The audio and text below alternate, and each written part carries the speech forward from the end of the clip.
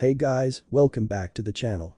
This is a story about what if Naruto adopted by a goddess. Before I start, please support for more amazing content and do consider subscribing to my channel and share this video with your friends. This is written by Kytranis and link in the description and support writer. Let's start the video. Chapter 1. I don't own Naruto or my goddess, but I can't resist writing this. Speech. Thoughts. Story. Karma. It is a powerful and nigh unstoppable force. It topples mountains, turns aside oceans and can withstand time itself. It is balance, the force of attraction. You withstand evil, avoid evil, and prevent evil, and you get good karma. Resist and you gain the opposite, cause something, and you get that karma back. On the rare occasions that something of near equal power, such as a star of unluck or blind emotions, block the karma, the person in question is granted a single wish from either heaven or hell as appropriate. On all but one occasion it was for the karma to be unblocked and they lived their normal lives, but one man, disbelieving his wish, stated that he wished for the goddess delivering it to stay with him, forever gaining the love of his life and immortality. Now for the first time in several thousand years another is worthy of a single wish. The recipient. A small 5-year-old child living on his own. Hated, feared, and in spiritual agony. But what would such a child wish for? They can't possibly comprehend the ramifications of bending reality and time itself towards a single desire. There is no way for him to know that something he will say very soon can destroy or save the world. To make him loved or end his life, the power to do anything one time and one time alone. Is anyone worthy of such a thing? We'll see. A small boy in a dirty white t-shirt and blue shorts was in his apartment alone. Naruto pushed his bangs out his eyes around the dust and the gloom. It looked like a wild party had been held just the night before, but everything was covered in dust. The walls had hate messages of "Go back to hell, monster. Burn and die. And go back to where you belong and rot." He had a screwdriver in hand and was horribly underfed. The small blue-eyed blonde was dirty and poor on top of being small for his meager age of 5. Naruto was tinkering with a broken TV he had found in the garbage. He had seen other people watch shows on this and was trying to figure out how to make this broken one do the same. It wasn't broken too badly, he just didn't know to plug it in. No one ever taught him anything, he had to pick everything up by watching others and listening. He sighed and sat down in front of the black screen.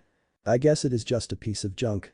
Aw man, I wanted to watch the pictures like those other kids do. He muttered as he flopped onto his back. Hey. What are you calling a piece of junk? Just plug it in. It'll work fine. A woman's voice said. It was playful and friendly in a way that was calming too. Do what now? Naruto asked and it laughed gently, but he got the feeling she wasn't laughing at him.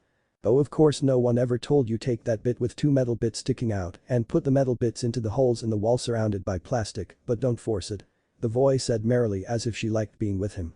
Blinking but cautious for anything wrong to happen, Naruto plugged in the old TV and it flared to life. He rushed to the front of it and was greeted with the image of a dark-skinned woman with white hair. She had a red 6-pointed star dead center on her forehead and 2 small blue triangles with their points facing inwards high on her cheeks. "Yo cutie," she said, and she started to rise up out of the TV. Screen to the now terrified Naruto, who was backed up against a wall and completely out of his element. "Don't be afraid, kiddo, I may be the daughter of the Queen of Hell, but I also have the Lord of Heaven for a father. My name is Erd. I am a goddess 2nd class limited." Erd said, introducing herself to him. She was giggling slightly at his light blush caused by her provocative purple gown that revealed oh so much but nothing at all while still looking elegant and dignified. "Be beautiful," Naruto said under his breath, and she laughed gently as he realized she hurt him. Sorry. I'm Naruto," Naruto said, standing up straight in his embarrassment and bowing. "So where are your parents, Squirt? Something big is about to happen to you and they should help you through it." Erd asked. She had deliberately been uninformed about the technicalities of her current assignment. I don't have any," the matron said. "Monsters don't deserve any," Naruto said, crying a little. Erd immediately rushed to his side to comfort him. "What the hell? I wasn't told about any of this. Crap is that by my father, he's holding a rogue demon at bay and being given hell for it. What to do?" she thought, and Naruto gave a sniff as he warily returned the hug he was receiving, and he spoke very, very softly, so soft Erd, as close as she was, could barely hear him even with enhanced senses. "I wish she was my mommy." A huge glow erupted from both of them, and Erd felt the child in her arms change at the most fundamental level. Divine essence poured into him, the rogue demon was converted into a demon part, and his humanity was turned to a third god, third demon, third human. Wow, that's akin to hybrid. What happened? Naruto asked, pulling away from her and staring at his new outfit. He was wearing dark blue hakama with red strapped gata and a simple dark reddish brown vest with 2 black bracers on each arm. "Calm down, kiddo. As I already told you, I'm a goddess, right? Erd asked and Naruto nodded. Well, you started crying before I could tell you that I was sent to grant you a wish, and I heard you mutter that you wished I was your mother, so now I am, son. She said nervously and Naruto stared at her for a moment, then tackled her into a hug. Well, he's an affectionate little wonder, this could prove to be fun. Plus his markings are damn cute, she thought, remembering what she had seen for only a moment. Naruto had 9 markings, 3 on each cheek and 3 on the forehead, 6 of them sloping lines, and the other 3 reminded her of her sister. Kyuubi possessed Naruto for the shape, then 3 long Buldandy-style marks on the forehead, a red one with a green one above it, and a blue line below on each cheek. On his forehead, the blue was to the left, followed by the red and green. They just stayed there for a while. Erd was using her empathy abilities to learn about her new son, and Naruto was washing away his pain and insecurities. They were interrupted after a bit by a knocking at the door. Erd sighed and stood up, carrying Naruto with her. She opened the door to the apartment and frowned at the young Chunin with silver hair and his forehead protector as part of his toque. The Honorable Council calls you Erd Norn to their meeting chambers to discuss your adoption of the little freak. Mizuki said, eyeing Erd up and down and fully appreciating her fashion sense. Whatever. Lead the way, kid. Erd said and smiled as Naruto stuck his tongue out at Mizuki. He led the way, jumping off with force when they left the apartment building, and was shocked when Erd was right behind him the whole time. She walked into the council room with Naruto now riding piggyback was watching in interest and drawing many odd looks with the marks on his face. Is Norn, you are here to answer questions as to why a chubby man began. He was balding with a few gray hairs and he held an expression of constant scorn on his face. Is anything out of place in the papers? Erd asked, her violet eyes boring into the man. It isn't that so much as the paperwork should not exist in the first place. The man said and Erd raised an eyebrow. So let me get this straight. My adoption of him is perfectly legal with everything properly filled out and you have an issue with this? Erd asked, putting the man on the spot. Yes, because no one can recall ever giving you the papers to fill out in question. The man said smugly. And how could you know that? If the papers were discovered only recently, then it would have been impossible to do a full investigation, and if a legal form is properly filled out and filed, then unless it is outright ridiculed or contradicted by either local law or another document, it is perfectly legal. Erd countered, and Sarutobi, who had been softly smiling, smiled even wider. He was really starting to like this spunky but viciously smart woman. She had all the bases covered and everyone knew it, but Councilman Jayasho was stubborn. That thing has no right to family. Jayasho shouted out and was met with a lightning bolt courtesy of Erd. Don't insult him, he's family now, and above all else family is precious to me. Erd said as the man collapsed in a twitching mass. I didn't kill him, but he won't be able to move for a while. Erd reassured the people in the room who were now watching her warily. By their account, such a powerful Raiden affinity was unheard of. Sarutobi and the shinobi clan heads were intrigued while the civilians for the most part were terrified. Danzo was seething that the Kyuubi brat now had such a powerful protector. Naruto was grinning cheekily at them, realizing just how good things were getting. Jerry Haruno cleared her throat to try and get things rolling again. She personally had nothing against Naruto, having lost nothing during the Kyuubi attack, but she was easily swept away by the overwhelming hatred directed towards the kid. Lord Sarutobi, I believe this was one of the preset circumstances towards certain information about Naruto being released, is it not? She asked and the Hokage nodded reluctantly. Naruto, Erd. What I'm about to tell you is sensitive information, but you are both now in a position to be in the know. Naruto, you are the living prison of the Kyuubi no Kitsune, that is the reason why many people look towards you with hatred. You are also the only child of the 4th Hokage, and as such you will now inherit the clan estate and fortune. The 2 other circumstances for this to occur were when you reached 18 years of age or the rank of Chunin. Sarutobi explained, and Naruto suddenly looked fearful. Oh, and they doubted that being a goddess capable of lying would be useful. She thought, snorting internally. Naruto stared at her in wonder, but had caught onto the lie almost right away. Thanks, Mom. He said, nuzzling her neck a little to go with the act. What the? Cunning little guy, he's on to me and playing along like a pro. It's gonna be fun hanging out with him. Erd thought, smiling at the closeness. Well, that is unexpected, however I've never heard of any clan so proficient with the sealing arts or anyone possessing such a powerful lightning affinity. Shikikunara said, his voice echoing in the incredible silence. Mind explaining how such abilities could remain secret for so long? My family keeps to themselves, but the little tyke needs me, so here I am. We also migrate whenever someone new is brought into the fold and only stay in small groups. Erd explained, and Naruto looked at her hopefully. Does that mean I've got aunts and uncles coming to see us? Naruto asked, and Erd laughed. Yay, they'll most likely start showing up in a couple days. That's about the same time I gave my little sister after she moved in with her boyfriend. Well, they're married now and have a kid, but that's not the point. Erd explained, and there were a few chuckles. Well, now that all relevant information is on the table, I'd like to adjourn this meeting and speak to you and Naruto in private, Miss Norn. Sarutobi said, and with that people began leaving the room talking among themselves. Urd shrugged and began following the old man, and when he was certain they were alone he chuckled.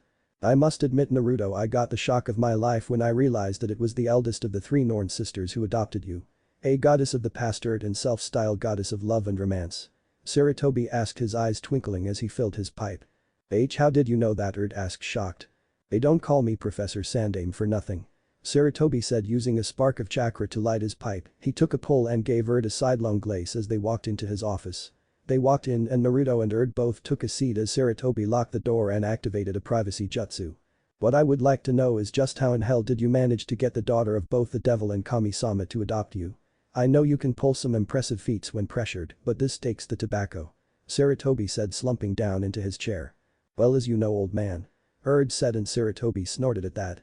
I work for the most part directly for my father and am merely on good terms with my mother. I received an assignment that was a little confusing, but it was to basically grant a 5-year-old a single wish. He wished for a mother. Urd explained, leveling a bit of a glare at him. What I would want to know is why you let a little kid get into such a position. Aren't you this village's leader? She demanded, and Sarutobi squirmed a little. I can only lead them if they will follow, and when it came to Naruto, few followed me. I may be the most powerful shinobi here, but I'm old. I should have retired decades ago to be with my family, but my successor died and there was no one else worthy of the position. Furthermore, in the chaos around my successor's death, the civilian half of the council wrote many laws and regulations that carried over, legally stripping me of much of my power. Sarutobi said with a sigh. Well, greedy mortals aside, I'd like to check out the place me and him will be living. Mind handing over the keys and maybe a set of directions? Urd asked, and Sarutobi fished a heavy-looking key ring out of his desk. I'll take any excuse to get away from the paperwork, so I'll walk you there myself and show you the more important places around the village. Sarutobi said, hauling himself out of the chair and guiding them out of the office. Sounds good, lead the way, old man. Urd said. Says the woman thousands of years my senior. Sarutobi said and got a slight bop on the head which knocked off his hat for his remark. A couple hours later. This place is almost exactly like the old temple my sister lived in with her boyfriend. Urd commented when the tour was completed. I didn't figure this place was that old. Sarutobi said, and Urd laughed softly. Anyways, Gramps, I'm sure the paperwork is touching the ceiling in at least 2 piles. That and I need to start tutoring the brat on how to use his powers. Urd said. Then there was a huge surge of energy just outside the small mansion. Oh crap, Mom. Urd said, and she rushed outside with a nearly panicking Hokage and her newly adopted son hot on her heels. They got outside and saw a twister of purple electricity pulsing and giving out bursts of massive energy, scaring the crap out of everyone capable of sensing chakra within a 10-mile radius. Even the civilians could feel it, making their hair stand on end as a deep sense of foreboding descended over Konoha, and then out of it stepped a deeply tanned woman with snow-white hair in a red gown, similar to but even more elegant than Urd's. She also had large bracelets and anklets on with a ton of ear piercings and an ornate headdress.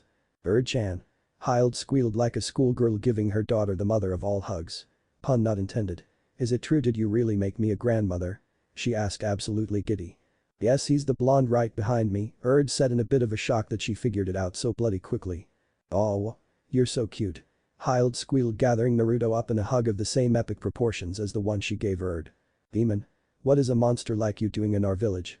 A one-armed and heavily bandaged man demanded, glaring at Hild with his one visible eye.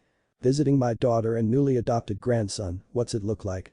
Hild answered cheekily, utterly unafraid of the rapidly growing ninja force behind the man, all of them readying weapons. Now shoo, little human, I don't have time to waste on a one-armed worm with an overblown sense of entitlement. Hild said. Then she turned back to Naruto. Oh, these whisker marks are so adorable. You'll be a knockout with the girls, I know it. She gushed, and everyone but Danzo and Rudy, their laughter sweat dropped. Kill that vile witch. Danzo shouted, and the rude members didn't listen as Sarutobi ordered them to stop. Hild turned smirking and laughed daintily. Just as the entire force was about to strike all at once, she snapped her fingers and black hellfire rose up around each one, burning them to ash before they could even scream. Geez, Mom, wasn't that a little overboard? Urd asked, and Hild shrugged. Mess with the best I like the rest or something like that. I don't keep up with the trendy sayings of the day. Hild said, shrugging, and a great deal of people were staring at her in shock. Ahem. Lady Hild, we could speak inside while you dote on Naruto. Perhaps we could arrange a few things. Sarutobi offered as he led the way into the mansion and gave orders to the Anbu still loyal to him to not let anyone inside. Well, that's going to give me a mountain's worth of paperwork to deal with now, oh Queen of Hell. Couldn't you have simply hypnotized them or something? Sarutobi asked, and Hyde giggled as she ran her fingers through Naruto's hair. She had taken a fast liking to doing that as it felt smooth and soft. Sorry I held back as much as I could, Saru-chan, but I'm one of the most powerful beings in existence, you know. Hyde said, causing the old man to blush and cover his head with his hat. Looked from her mother to Sarutobi with wide eyes. You didn't? She said. Oh yes we did. Hyde said, giggling. We did not. Tempting as that may be, I am simply an acquaintance of your mother. Sarutobi protested, his eyes narrowing. I'd say we're far more than acquaintances, especially since we just need memories to know all about each other, hanging like an ape Hiruzen. Hyde said, blushing a little herself. Naruto just blinked and decided to stay quiet, knowing that everything was shooting about a mile over his head, and if his new mom, for all her playfulness, was sputtering and shocked, he didn't stand a snowball's chance in hell. One game of poker does not make lovers, Hyde. Sarutobi snapped, and Hyde's eye twinkled. Well, it helps if it's strip poker, and boy were you something to behold in the buck 30 years ago. Although I must admit you took my gown rather quickly in that game. Hyde said teasingly, causing Sarutobi to bleed out the nose a little in memory. Oh, I need some sake. Said, then noticed that Sarutobi had pulled a flask out of his hat and took a swig of the obviously potent mix. Please. She said, and he tossed it to her, and she took a gulp and breathed out a flash of fire with a cry of pain. Damn, that's some tough stuff. Exclaimed, tossing the flask back. My own personal brew. Sarutobi said with a wry grin before taking another swig to calm himself. Anyways, Hyde, I know how much you value family, so we have to find a less alarming way for you to come and go from Konoha. Perhaps a gateway forged of demon magic and Fuinjutsu. One that will let you simply enter as if walking through a doorway, that way no one will bother you or me about your presence here. Sarutobi offered. Well, hanging like an ape, if you can whip up a couple quick seals I can do the rest. I'd hate to bother such an old crusty man.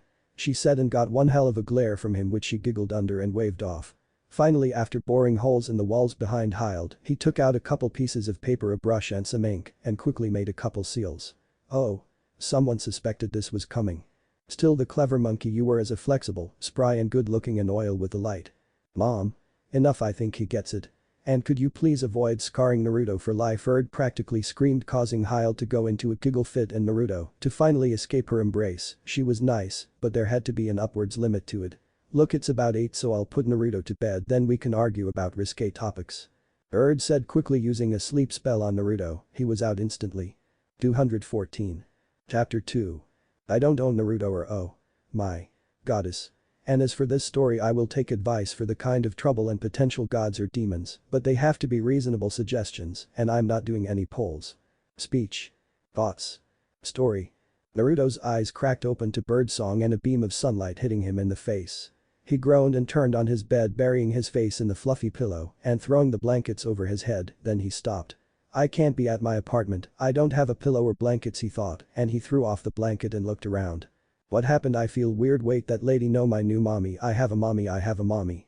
He thought, his expression going from pensive to worried to a slow but honest and beaming smile. He heard a sizzling noise and he ran off at a rampant pace, dodging though half-open doors and sliding on his knees down the hallways until he came into the kitchen. There was in an apron cooking some bacon and eggs with toast. Since when did you learn how to cook, Chan? Did Belle teach you? Hyde asked from behind Naruto, scaring the crap out of him, causing him to jump up with a shout of shock just to be caught by his grandmother for a morning cuddle. Dog, you're so cute. Hyde gushed as turned in shock and blushed. You know, with those kinds of skills I just might have more grandkids to spoil soon.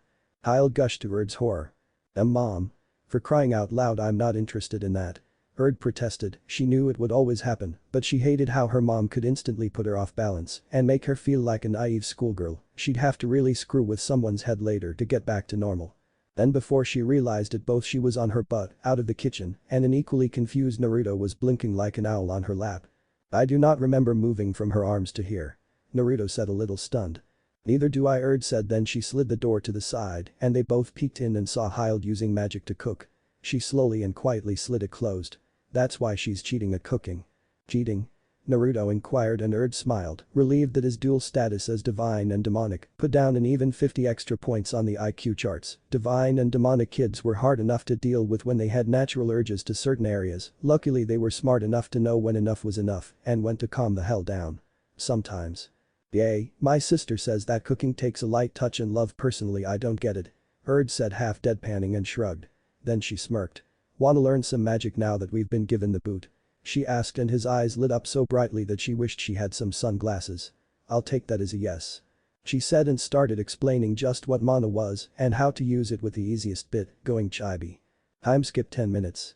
"What, you thought I'd explain the mechanics of magic and shrinking yourself to a chibi? It's finished," Hyde announced as she walked out of the kitchen and nearly tripped over the mouse-sized Erd and Naruto. She stumbled and managed to put all the food on the table, and she spun around and saw a chibi Naruto trying to shake awake the stunned and chibi-proportioned but 4-foot-tall Erd. "Ah. Mom. You okay? Maybe we should have practiced magic away from the door," Naruto mused as he tried to shake Erd awake. She hadn't taught him how to go back to normal yet. Hyde giggled a little at the sight before focusing some of her mana, and in an instant Erd and Naruto were back to normal. Not a good idea, because now Erd was still stunned and lying on top of him. "Oh, wake up," Naruto said, giving Erd an almighty shove, but with his size and strength, it was barely enough to roll her over and wake her. "Oh, and that is why going chibi isn't smart sometimes," Erd muttered as she sat up. "Damn.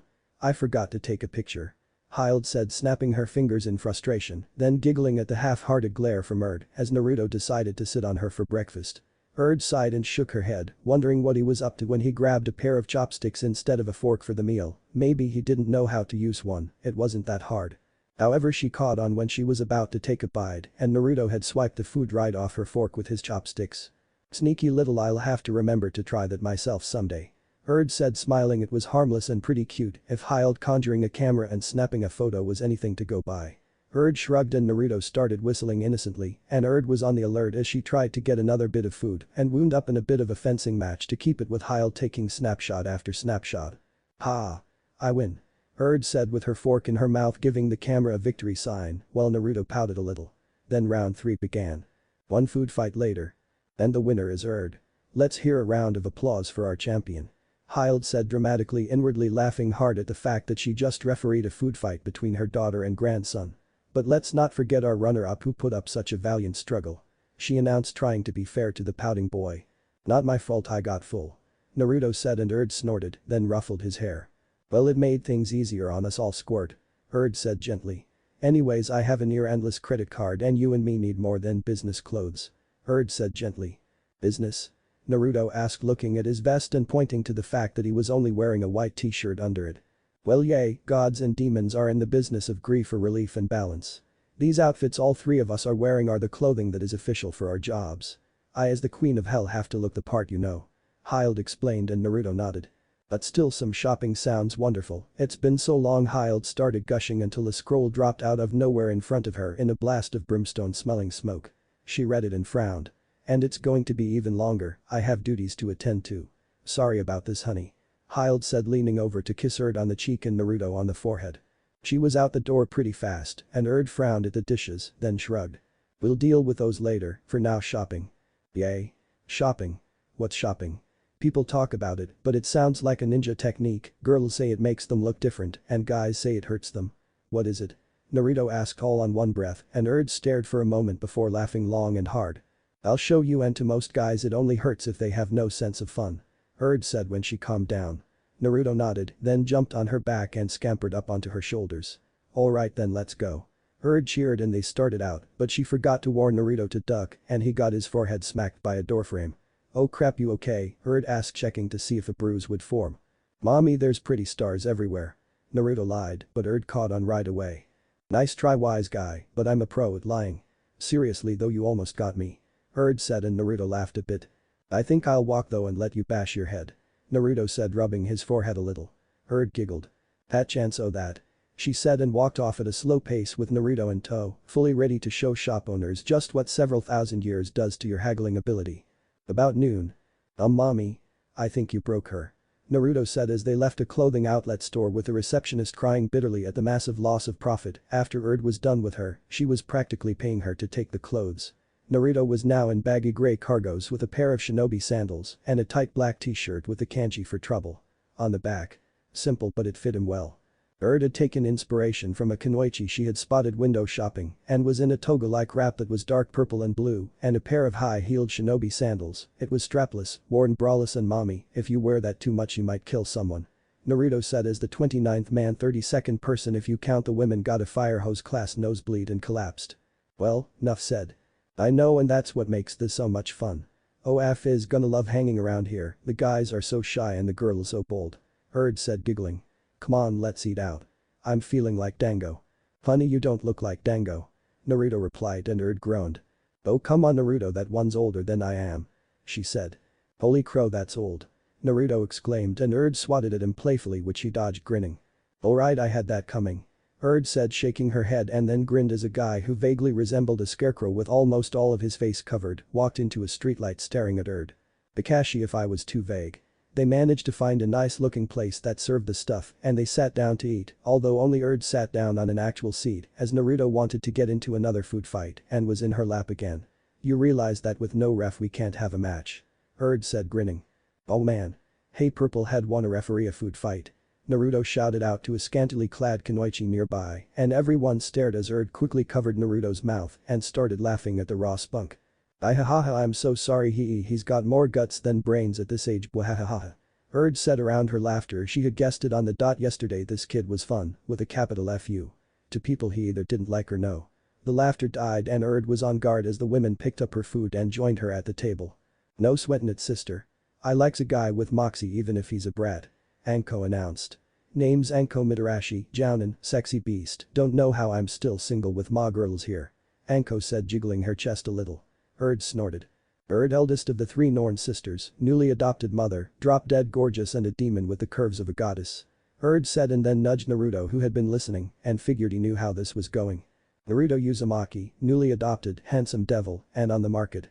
Naruto said, grinning foxily, and Anko shot some sweet bean soup out of her nose and fell off her chair howling with laughter as Erd nearly joined her on the floor, laughing just as hard. You go, kiddo. Asuma called out, chuckling, having nearly bust a gut when he heard a freaking 5-year-old flirt with the infamous snake mistress of Konoha. The whole diner had in one way or another hurt themselves laughing with the kid who just laughed with everyone else nearly falling off Erd as he did. Oh. Oh Kami, where did you find this kid? If only half the guys around here were as ballsy as that. Anko said, still chuckling a few minutes later. Let's just say it's all his doing and leave it at that. Erd said mysteriously, and Anko smirked. Alright, I get it. Hey kid, if you're still on the market in 10 or so years and I am too, look me up. I'm sure you'll be a knockout. Anko said. The FFT, like someone like you'll be on the market that long. Naruto said, and Anko blushed. Oh, cute and bold. Rare mix for a twerp. She said, ruffling his hair. What is it with women and rubbing my hair? Naruto said, messing his hair up again as Anko laughed. She turned and saw a wall-mounted clock and swore badly, causing Naruto to blink. Hey mommy, what does mean?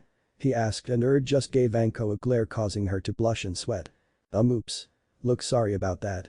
I gotta go, my shift starts in 10 minutes so I gotta run. Yo waiter, put all this on my tab.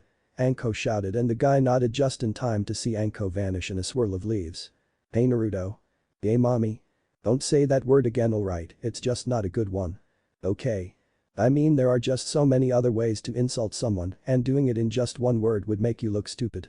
If you really want to get under someone's skin you gotta know them, and the bad words are the idiot's way out. Erd said, and Naruto nodded, causing a lot of people nearby to sweat drop at these pearls of wisdom she was imparting. Erd just grinned at the look on their faces while taking another sip of sake. It didn't take them long to finish, as Erd found eating with 2 hands could totally mitigate Naruto's ability to snatch food from her and eat at the same time. He pouted a little at being foiled, but Erd only giggled and messed with his hair, causing him to scowl and wonder just what is it with women and his hair. Oh, what the matter?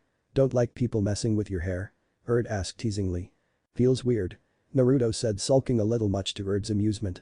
Well come on Tiny, let's stretch our legs a bit, take in all the sights, we are gonna be here a while after all.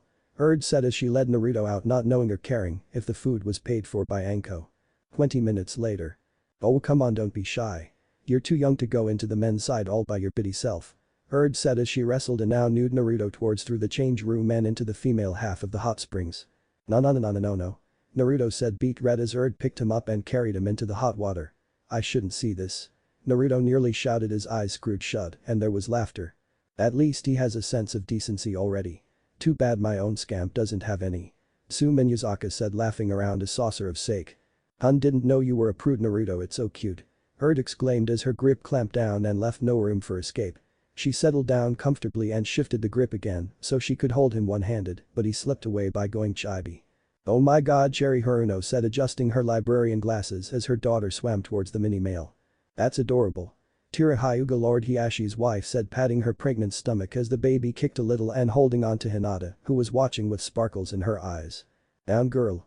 Tsume ordered Hana, who was halfway to the tiny bobbing blonde who was now frantically swimming back to his mother, realizing he made a big mistake going small. Nice try, mini-man, but you kinda just sealed your own coffin. Erd said, laughing a little as she plucked him out of the water and placed him on top of her head. Hey, can I play with the dolly boy? Sakura asked and Erd laughed. No, you can't play with him, he's very shy and more than a little nervous. Erd said, smiling at the little girl.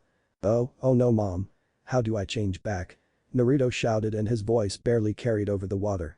This caused a good bout of gently laughter from the adults and fangirl-like squeals from the little girls. Alright kiddo, I'll tell you, but let this be a lesson to not rely on these things so much. Erd said as she picked him up and whispered to him. 3 minutes later, Naruto jumped out of her hands and surfaced full-sized again. Now what did we learn? Erd asked, gently, getting approving smiles from the nearby mothers. That one ability can give me an ocean in the bathroom. Naruto said, and Erd dunked him underwater and he shot up nearby and splashed her. He was then splashed by the newly released Hinata. Sakura and Hana both tried to splash each other, getting almost everyone in the crossfire. The quick and full-throttle splashing contest was then underway with Tira, Erd, Cherry and Tsume slipping out of the line of fire. So rumors are that your mother is so powerful that even Lord Hokage is afraid of her. Apparently Danzo of Rude is in the psych ward mumbling about big breasts and black fire. Care to elaborate? Tira said, and Erd just grinned. Anyone with a grain of sanity is afraid of my mother. Let's leave it at that, and I'll leave you knowing that she's absolutely ecstatic about being a grandmother. Seriously, I only ever saw her that happy when my half-sister Mara gave birth, but she was also a little pissed at the circumstances behind it. Erd said, shivering at a memory. What circumstances? Tsume asked, knowing this was gonna be juicy. All I know is that it involved a 50-hour bar crawl, a warhammer, a lack of condoms, a gallon of tapioca and about 4 cats and a dog all in heat. 9 months later I was an aunt. Erd said, and everyone over 12 sweat dropped. My goodness, who's the father? Cherry asked, her glasses sliding down her nose a little. Thor. Lot of muscle, lot of stupid, but a lot of heart and compassion, luckily. Man's the strongest person I know, with his arms thicker than my torso and he can swing around a 2-ton hammer like a toy. Big fiery beard, smells like he just came out of the bar and a voice so deep I swear I can barely hear it sometimes. Erd said, and again a lot of sweat drops came down. So how did the child turn out? Tira asked. Oh, Lil Nox. Erd asked, then snickered. Sorry, bit of an inside joke. He's great, tries to balance out the best parts from both of his parents, and I can tell you it's not easy. He's tall but built like an acrobat with the most amazing hair, damn lucky little punk. Erd mumbled crossly. Keep going. Tsume said, and Erd shrugged. Basically, he's a sarcastic wise ass that's always flipping right, he calls every bluff and more often than not gets himself up to his armpits in trouble. Erd snarled, remembering more than a few times he screwed around with her. And when I get my hands on him again I swear I'm gonna. Back, Hana. Play nice. Play nice. Tsume interrupted, rushing forwards to stop Hana, who looked like she was about to deck Sakura. Never mind, it's been nearly a decade since I've seen him, he's trying to get out of his punishment for the last time he one-upped me. Erd said, and she cracked her knuckles. Well, it was nice to get to know you, Erd, but I gotta get this pup home before she hurts someone. Bring your brat over, I have one of my own around his age. Tsume said as she pulled Hana out of the water and marched her into the changing room. Hi mom. Can I learn any more magic? Going chibi is cool, but I wanna do more. Naruto said excitedly. You mean like magic eyes? Hinata asked, and Naruto swam up to her. You got magic eyes? Cool. Can I see them? Naruto asked right in her face, and she blushed a little and swam back and focused, causing the veins around her eyes to bulge and her pupils to become slightly visible. Byakugan. Hinata said, and Naruto stared. Cool. What do they do? Naruto asked. I can see all around me and through things. I can also see someone's chakra. She said. Cool, can I test it? Naruto asked, and Hinata nodded. He dunked his hands into the water. How many fingers am I holding up? He asked, and Hinata raised her hands and flipped him off with each one. These ones? Hinata said to the now stunned audience, and Naruto nodded, then Erd burst out laughing. Alright Naruto, when we get home you get a crash course in what to do and what not to. Erd said, the pause being her laughing. Anyways, it was nice hanging with you girls, but I gotta get him out of here before he corrupts your daughters. Erd said, snickering a little as she used a bit of her mana to chibify Naruto and carried him into the change room. Come on mini-man, let's go. 10 minutes later. How did you do that? Naruto demanded, once more fully dressed but still chibi. He was a little pissed. Come on mom, let me change back. Naruto said, getting more than a few stares as Erd walked through the crowds. Who wouldn't seeing a 3-inch tall boy plead to the woman whose shoulder he was standing on? Forget that it was a foreigner and the Kyuubi brat, it was just a weird scene. Now girl has to have her secrets, Naru-chan. Erd said teasingly and Naruto just stared at her. No fair. Let me change back, this isn't funny. Naruto exclaimed and Erd laughed again but stopped when she saw a few familiar faces knocking at the front door of her new home. Chapter 3. I don't own either. My goddess or Naruto, but I have mixed them rather well. And before we begin, I'd like to open a poll as to an alternate version of this where a different one of the Nord sisters adopts Naruto. Pick your favorite, or if you want someone outside of those three, I want details on what that person is like. Speech. Thoughts. Story. Erd grinned and made hushing movements to the still miniaturized Naruto, who raised an eyebrow and immediately plotted revenge. Just as Erd was sneaking up on the guests, which included a tall brunette leaning on a slightly shorter black-haired guy with a small brunette girl on his shoulders. Look out. Mommy's trying to scare you. Naruto called out. Oh. Ruin my fun, why don't you? Erd pouted. Well, let me change back already. Naruto shouted as Buldandi Kiichi and their daughter Megumi, named after her dearly departed aunt that she resembled to a T, spun around, revealing their facial markings and status. We all know Buldandi's markings, so I'll skip that. Kiichi had a green clockwork gear in the center of his forehead and small loops with a solid circle in each end, think conveyor belt, on each cheek. The little girl had a green and blue helix on her forehead and each cheek. Ah. Sister, it is true. Congratulations. Buldandi said, hugging Erd and giving Naruto a gentle kiss on the forehead, even though it was the size of his forehead. And welcome to the family, little one. Buldandi said kindly. I wouldn't be so little if she'd let me change back, Naruto grumbled a bit and Buldandi gave Erd a reproachful look. Oh fine. Ruin my fun, again. Erd said as she set Naruto on the ground and he flashed back to his normal size, which was still barely up to Erd's waist. Way to use your aunt to guilt me. What next, calling in favors from your grandma? Erd asked and Naruto chuckled a bit as Kiichi smirked. Wow, he's been yours for less than 48 hours and he's already causing trouble, Kiichi said, shaking his head a little, and Erd snorted at this. It's not me, it's his natural instincts, he's been doing it all on his lonesome. And it's absolutely hilarious. He actually flirted with a woman 3 times his age like an old pro. Erd said, bragging as Kiichi looked towards Naruto, his eyes wide and eyebrows raised. Hey auntie. Been a while. Megumi chirped cheerfully, there wasn't a devious bone in her body, and so much like her mother Erd would swear they breathed in sync. Hello to you too, Megumi. But what did I tell you about calling me auntie? Erd asked and Megumi stuck her index finger in her mouth, thinking deeply. Oh yay. It makes you feel old. Megumi said, beaming, and Erd sighed and face palmed. Erg. What am I gonna do with you? Erd asked metaphorically, not expecting an answer. Spoil me rotten like always. Megumi chirped and chuckling gently. Kiichi tried to shush her, but it was out. Sorry kiddo, I got my own to spoil now. I don't have to borrow you now. Erd said and Megumi kicked the walkway. Oh poo. She said, then covered her mouth and blushed like a girl caught swearing. Naruto raised an eyebrow at this, having learned a much more interesting word from Anko earlier. So I guess we're cousins now? Naruto asked Megumi, whose eyes lit up, then glumped him. I swear I'm tasting sugar as she touches me. Naruto thought, remembering the time he swiped a few sugar packets when he was younger and after fueling up proceeded to be a living pinball in Konoha. Apparently 2 Anbu retired that day due to stress, they wanted to be in something more humane like the torture division. Yay. Cousins. Oh sorry. Megumi said, backing up and giving him space. And the winner of the Little Miss Saint award is Megumi Morisato. Erd thought, grinning, remembering little Megumi's namesake as well. Earnest sweetness was in her blood to the point that she'd put money on a mosquito getting hyper off the little girl's blood. Hey, we might be staying for a little while, can you show me around? I don't know much myself, so let's go exploring. Naruto said excitedly and Megumi cheered, and so began a rampant race through the complex until they came to a locked door. Hey, can you magic the lock open? Naruto asked Megumi, who nodded, and a glowing hand later they opened the door. Oh crap. Look, get out kids, I'm trying to hide here.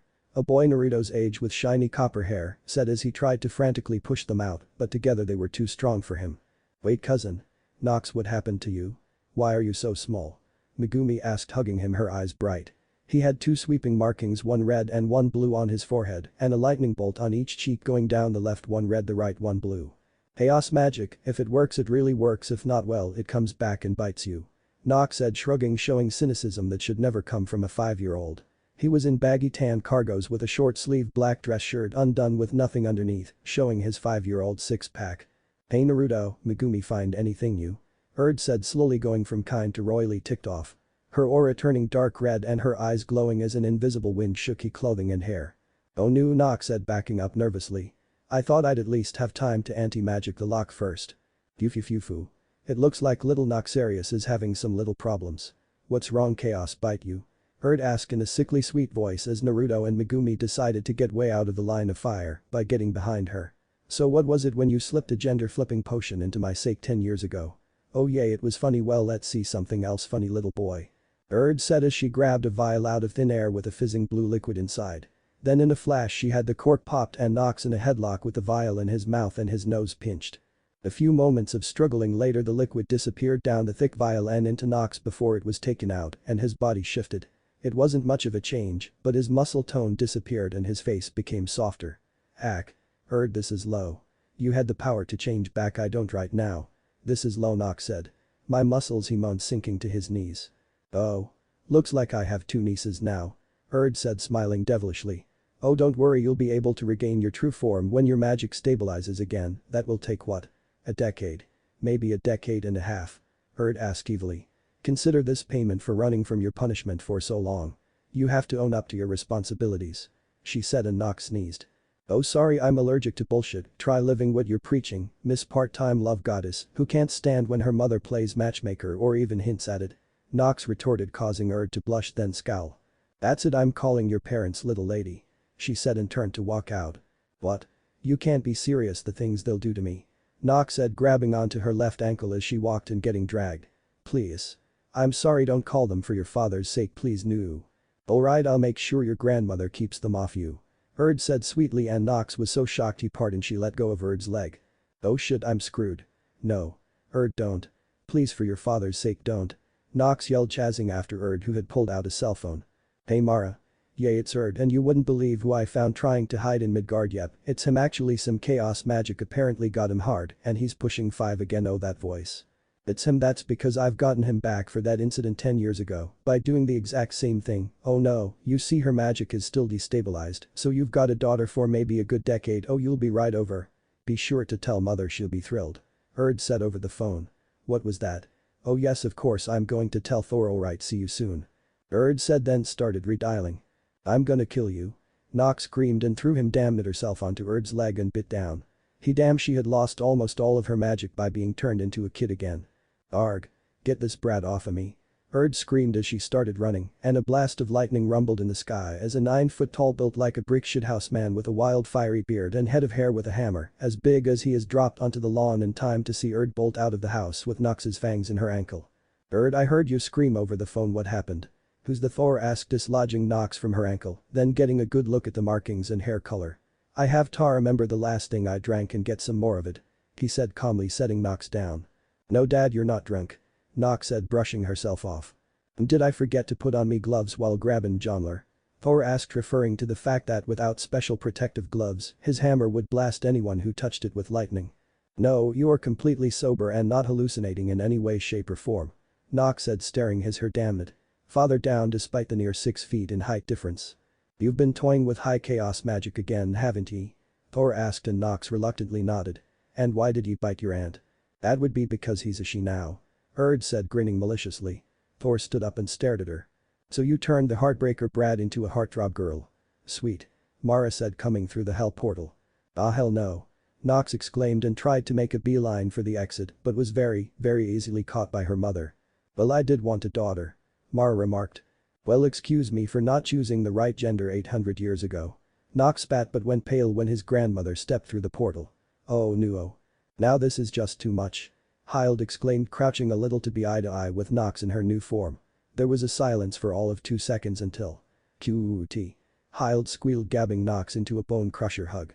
Oh, I can't wait to braid this hair. Oh. Maybe you'll start to identify with girls and start talking about cute boys. Hild gushed just as Naruto, Megumi, Buldandi, and Keiichi walked in. You're kidding me? Nox, what happened?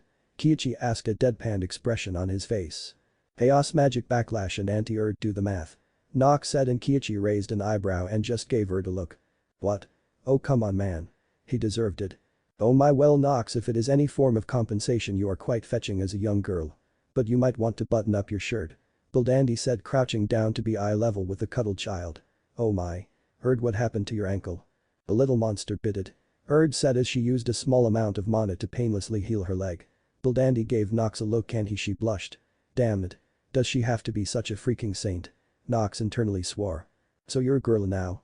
Naruto asked and Nox nodded with regret and Naruto burst out laughing just to get socked in the jaw. Hey. You're not a real girl, I can still hit you. Well, put your money where your mouth is, short stuff. Nox said, throwing her arms out, daring him to take a shot. He took it straight to the face and a mini brawl began that then became a literal mini brawl as both of them shrunk down and kept going at it at 3 inches tall until Megumi picked both of them up and held them apart. You shouldn't fight. It's bad. Megumi said and Nox gave her an incredulous look. I'm half demon. I'm supposed to be bad. Nox protested. He then focused then gave a deadpan expression. Your mom taught you how to prevent close-range transformations, didn't she? Nox asked and Megumi nodded happily. Hun. She taught me 3 weeks ago. Megumi boasted. Isn't pride one of those 7 deadly sins? Nox asked and a look of absolute horror took over her face and started tearing up as Nox grinned. No, I didn't mean it. I'm a good girl, I have to be. Megumi said, pure horror and grief being the only thing that could be read on her face. Damn it, Nox. Megumi, you're a good girl. Nox was just being a jerk like he normally is. Kyuchi said as Bildandi plucked Nox and Naruto out of her grasp and handed both of them to their respective mothers. 8 words and you have a goddess in tears. I'll take you out for beer tonight. Oh right, a minor again, I'm sorry. Mara said. Screw you. Nox shouted right into her ear. Mara simply flicked him away and he caught himself by unfurling his wings. The right one was black up till the joint, then a pristine white with the left being a color swapped opposite.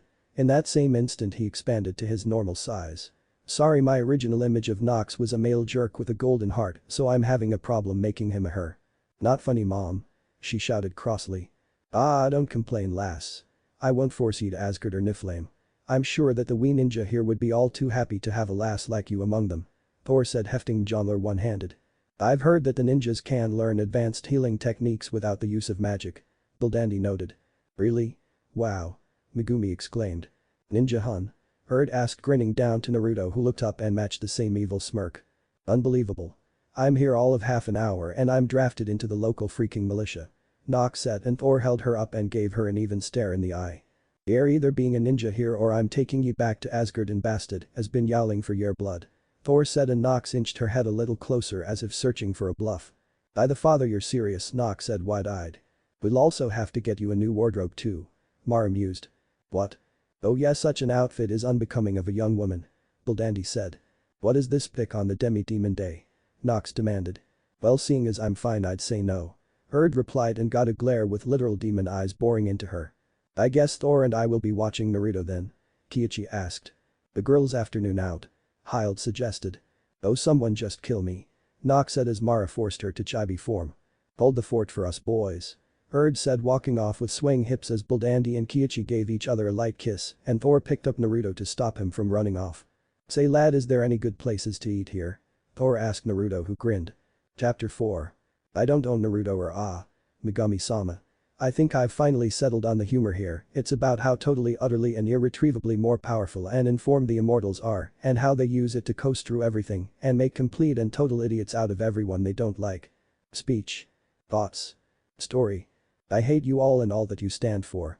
Nox said, pure venom in her voice as she was being hounded into a change room that Erd had gleefully put an outfit that she and Megumi had picked out. Even me? Megumi asked. Especially you. Nox said with pure venom and grinned when she watched her tear up but was smacked in the side of the head by Erd. Be nice to your cousin. She told him, glaring at her as Mara giggled with Hild. The bop on the head was distraction enough to have her shoved into the change room. Now you're not getting out until you put that on. Erd said as nose started pounding on the door.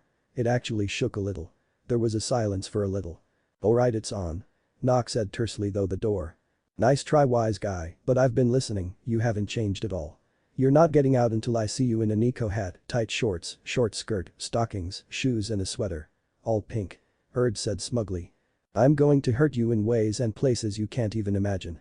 Nox swore darkly and the sound of rustling clothes was heard. It's done. She said and Erd opened the door and several camera flashes went off from Hild's and Mara's direction. Nox scowled darkly and tried to slam the door, but Erd blocked it. See Megumi, I told you all pink would be a good look. Erd said as Megumi ran up Nox and started admiring the outfit. Oh, it's so cute. I want one too. Mommy, can I have one please? Megumi asked Bildandi, who nodded gently.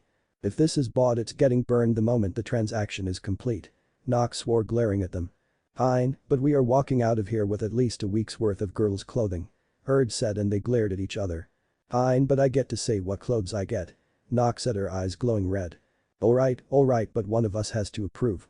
Erd said, and Nox slammed the door and quickly changed back. 2 hours later.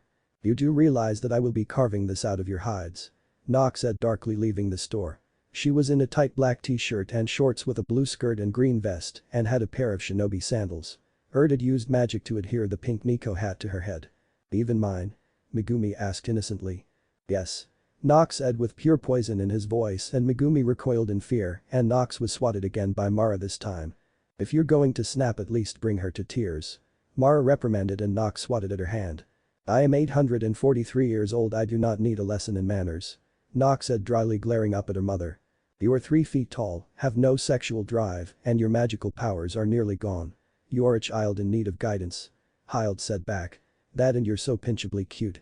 She exclaimed, grabbing the side of Nox's cheek. Brahma, knock it off. Compared to you, most gods are toddlers. Nox shouted at her, and a twitch appeared above Hild's eyes. Oh crap. Nox said, and tried to make break for it, but Hild had her instantly and was spanking the little girl hard enough to make her scream. You do not ever mention a lady's age. It looks like I'll have to teach you all your manners all over again. Hild said, each word accompanying an echoing spank. And little brat used her magic to knock herself out. Hild noted with a frown. Well, that's one way out of the pain, but she didn't really think as to what we could do to her in her sleep. Mara noted, and Boldandi gave her a reproving look that she brushed off. Now I say we mind screw her so that she becomes a girl among girls without even knowing it. Mara said, and suddenly Nox's arm lashed out and grabbed a passing ninja's giant shuriken and was sucked into it. Little brat was faking it. Mara swore, but Hild laughed. Don't worry, she's in Konoha, where else can she go? She's made too many enemies in both Asgard and Niflheim to be truly safe anywhere else. Besides, I can always do this. Hild explained, and her arm shot forwards and disappeared, and she pulled it back with a snap and had Nox by her vest. Crap. Nox said. Now let's get you settled into that room you were so dead set at staying in not too long ago, and we'll be done. Erd said. By the way, this cute little number is now your work clothes, Nox. I reset it for you. It isn't proper for a girl to go around with a bare chest after all. Hild said, and Nox swore so badly that Megumi fainted. She was swatted by Boldandi this time as they walked through the archways. I still can't believe you had that much. I mean, good grief kid, you're worse than your mother with sake. Kiichi said, and a small motherboard from a computer he had left on the front step flashed, and he reappeared with Naruto in tow. So where's the oaf? Mara asked. Some business in Asgard. He only came down because he heard Erd scream over the phone when Nox bit her. Kiichi said, and Nox got swatted by Erd again. Knock it off. Nox shouted at her, and when Erd tried to swat her again, bit the hand hard. Die, you freaking brat. Erd screamed, whipping her hand away, taking Nox with it, and he was launched into the air and slammed into Naruto. Damn, did I miss my magic. Nox muttered, getting up. Now I'm stuck here and like this, number dollar ending brilliant. Nox swore, and Naruto chuckled. Oh, shut up. Make me. Oh. Naruto said, and got socked in the face. The brawl from earlier resumed, except this time Nox shrunk to avoid a high kick and went back to normal size to give a vicious uppercut. No fair. You cheated. Naruto exclaimed. Demon. Nox said, grinning viciously, showing off her fangs. Anyways, why don't we all just settle in and then bring the children to the Shinobi Academy tomorrow? A good night's sleep and a filling breakfast will put us all in better moods. Boldandi said in her typical friendly manner, and a general agreement was had. What the hell do you mean we have to sleep together? It's only 10 anyways. Nox was heard shouting hours later. There was a surge of power from Mara, and her protests were cut short. The rest of the night went smoothly and quietly. I can't believe you, Nox, don't you have any manners at all? Kiichi asked around the breakfast table, and Nox gave a huge and abrasive burp. Nope, none. Nox said, grinning at the looks of exasperation. 1 hour later.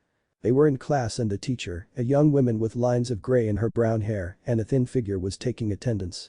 Megumi earned a smile for her sweet mannerisms, Nox chalk upside the head for napping, and Naruto a shout because he wouldn't calm the hell down. The class seemed normal and was more of a huge history lesson than ninja training. The lunch bell rang not too long later. Hun? Wah.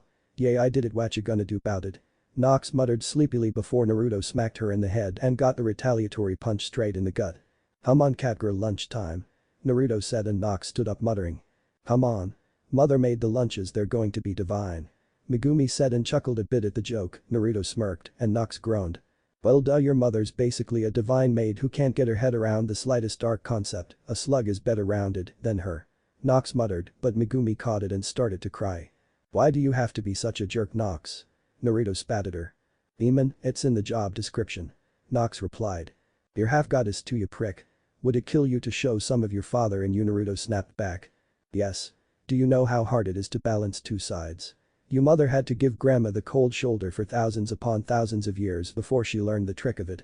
If you don't do it right, the energies inside you will rip you to shreds. So the mind is either in demon or god mode. It takes a lot to balance them right. Megumi is fully on her goddess side, despite the similarities between spirits and gods. I'm mostly in my demon half, but I am working at it. You have a third portion which will let you jump back and forth no problem. So don't criticize me. Nox snarled into Naruto's face, and he blanched. Just how powerful are we? He asked with a halting breath. Any one of our parents could make or break this world like that. Nox said, snapping her fingers. These powers are tied into our souls and emotions, we need to control them or they will control us. I don't have much control of my divine powers, so if I use them too much or act like a god too much, then it takes me over and dominates me. I do not want that to happen. She said through gritted teeth, and Naruto took a step back. So it's not that you want to be mean, but you have to be? Naruto asked, and Nox snorted. Hardly, it's just that there are a lot of people that still won't let me forget the last time I was nice. Nox said bitterly, a haunting purring noise in the back of his head. To put it in other words, it's like getting drunk one way or another, you have to pick your poison. It's the same with all immortals, we're still people, and the pull of our power to one direction or another is massive. Your mother's been helping me come to grips with Pop's blood, but it's only been the last 20 years I could even acknowledge him as my Pops without losing myself. Nox said. So yay, I'm an asshole and proud of it.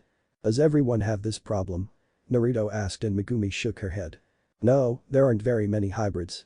I only know of 4, and that's you, me, Noxarius, and your mom. All of us, but you are half-breeds, so we don't have a third blood buffering us. Anyways, we better go, I think the teacher might start to listen in soon, and that would be bad. Megumi said, and Nox sneered as her way of nodding to this logic as she followed them both out. So where are we eating? Naruto asked and raised an eyebrow as a small gaggle of students rushed up to them. Hey. You're the guy who turned little. Can you do it again? A voice asked. It was identified as Sakura's in the group. Suddenly Nox disappeared. Meh, lunch'll be bigger if I'm small. Now beat it. She muttered, then shouted the last bit with so much force that a few of them fell backwards. Intimidated by the tone, they ran off. That was fun. Nox said, regaining her normal size and stretching, then got punched in the head by Naruto. You didn't have to scare them, for crying out loud. What's wrong with you? He demanded, and was glared at straight to the eyes by Nox. Demon. Nox shouted in his face, pointing to her markings. You freaking stupid mutt, get it through your head, I'm a bad guy. I'm a monster. A villain. I'm evil. Nox snarled into his face and his eyes widened. SNRK, PFFT. That's a good one, you're not evil, a jackass yay, but not evil. Naruto replied straight to her face, and Nox flicked him in the nose, then went off alone. What's wrong with her? Naruto asked, not really expecting an answer. Something really, really bad happened. So bad that even though it was 200 years ago, she's still hurting bad. Megumi said with her heart in her eyes. What? Naruto asked, curious. Not my place to say. I don't really know everything myself, only that she tried being good and got hurt very, very badly, and hurt someone else in such a way that if she ever sees her again, she might try to kill her. Megumi said, and Naruto's eyes were wide. So why hassle her so much? If she's hurting, why add to it? Naruto asked as they found a spot under a tree. A little pain can be used to ignore a big one. With all of last night's craziness, being turned into a 5-year-old, then a girl, then the clothes, then sleeping with her mom. She was actually able to sleep for the first time in 200 years. Megumi explained, and Naruto dropped the piece of sushi he had picked up with his chopsticks. What can be that bad? What can possibly hurt a demon that bad? Naruto asked, and Megumi shrugged. I don't know, no one talks about it, everyone just gets really sad or really angry, and no one says anything. All I know is that something happened between Nox and Bast, and now she wants to hurt him, and he's too sad to stop her. Megumi exclaimed. Just shut up, you two. I could hurt you two very badly for talking about this, and not even Kami would find fault in it. Nox said, leaning around the tree. But what is it? What could be so bad? Naruto asked, too curious for his own good, and got punched in the face. Hard. Hard enough to knock him out. He came back to about 10 minutes later. Now you see how much Nox is hurting? Megumi asked. I see how much of a she is. Naruto replied, rubbing his jaw where she belted him. How much of lunchtime is left? About 20 minutes, then the class separates between boys and girls. Megumi said. Look Naruto, some things just aren't talked about. What happened between Nox and Bast is one of them. Megumi said, and the rest of lunch was eaten in silence until about 5 minutes before the bell. I am not fat. A boy bellowed. Right, you're just 3 feet too short. Nox shouted back. I'm big boned. Choji bellowed back as Naruto and Megumi arrived on the scene. Horses are big boned, whales are big boned. Seeing as you are not an aquatic mammal you are fat. Nox shouted back. Rah. Choji bellowed as Warcrean tried to smash Nox, only to be held back by the hand of the dainty-looking girl. Look chunky, if you fly off the handle with a single insult, then you're going to get yourself gutted like a pig. This is your wack-up call real world's knockin' Nox intoned in a dangerous tone. What? Choji snarled, glaring daggers at her and kicking up the ground as he tried to push back the girl, who was now using 2 fingers on his collarbone to hold him at bay. Pathetic. Nox said, stepping to the side and letting Choji fall flat on his face and bite the sod. Look Porker, you need to develop a skin for insults. A lot of fighters will make fun of you to throw you off your game, lose your temper, lose the fight. Learn to keep it chunky. Nox said, stepping on Choji's back as she walked back towards the academy just in time for the bell to ring. What a pain, you okay Choji? Shikamaru asked, looking over the boy who had only turned over and was thinking hard. Do I have a short temper? Is it really that bad? Choji asked. Well, troublesome, all someone has to do is say fat and Shikamaru started. I am not fat. Choji shouted. See? That's what she's saying, you lose your temper too easily, it's troublesome, but she's right, anyone can get a rise out of you and make you do something stupid, and I'd rather not have my best friend run blind into a trap. Shikamaru said in his typical lazy manner. I'm not looking forward to being here if she is. Choji said. Me neither. Shikamaru replied. Chapter 5. If I keep repeating disclaimers I'll sound like a bloody parrot. Speech. Thoughts. Hours. 11 years came and went, quickly for some and not quickly enough for others, but let's take a quick peek at the more defining, important or just laugh out loud funny moments. The breaks will be notified and they are in no specific order.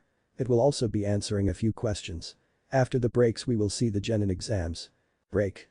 Naruto was walking on his own in the Uchiha district when he came upon Nox with a pair of bagpipes of all things. I'm afraid to ask, but why the hell do you have bagpipes at 3 in the morning in the middle of a residential area? He asked, looking at her incredulously, and she shrugged.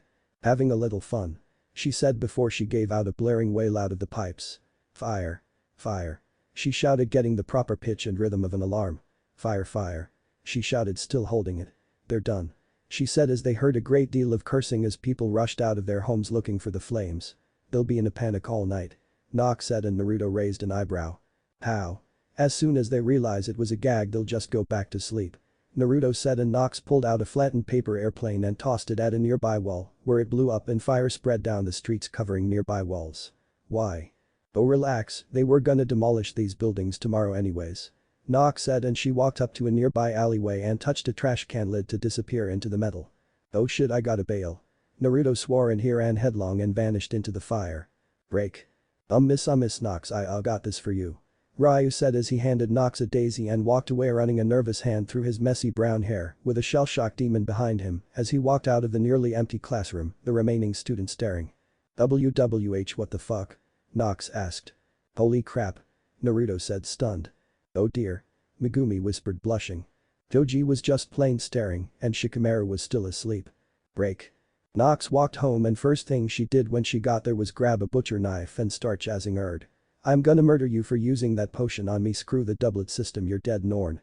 She screamed, chazzing down Erd, who had used a potion to put her on a date with Ryu. He had been a perfect gentleman, but Nox still identified fully as a male and as such, now owed Erd one homicide courtesy of a kitchen knife.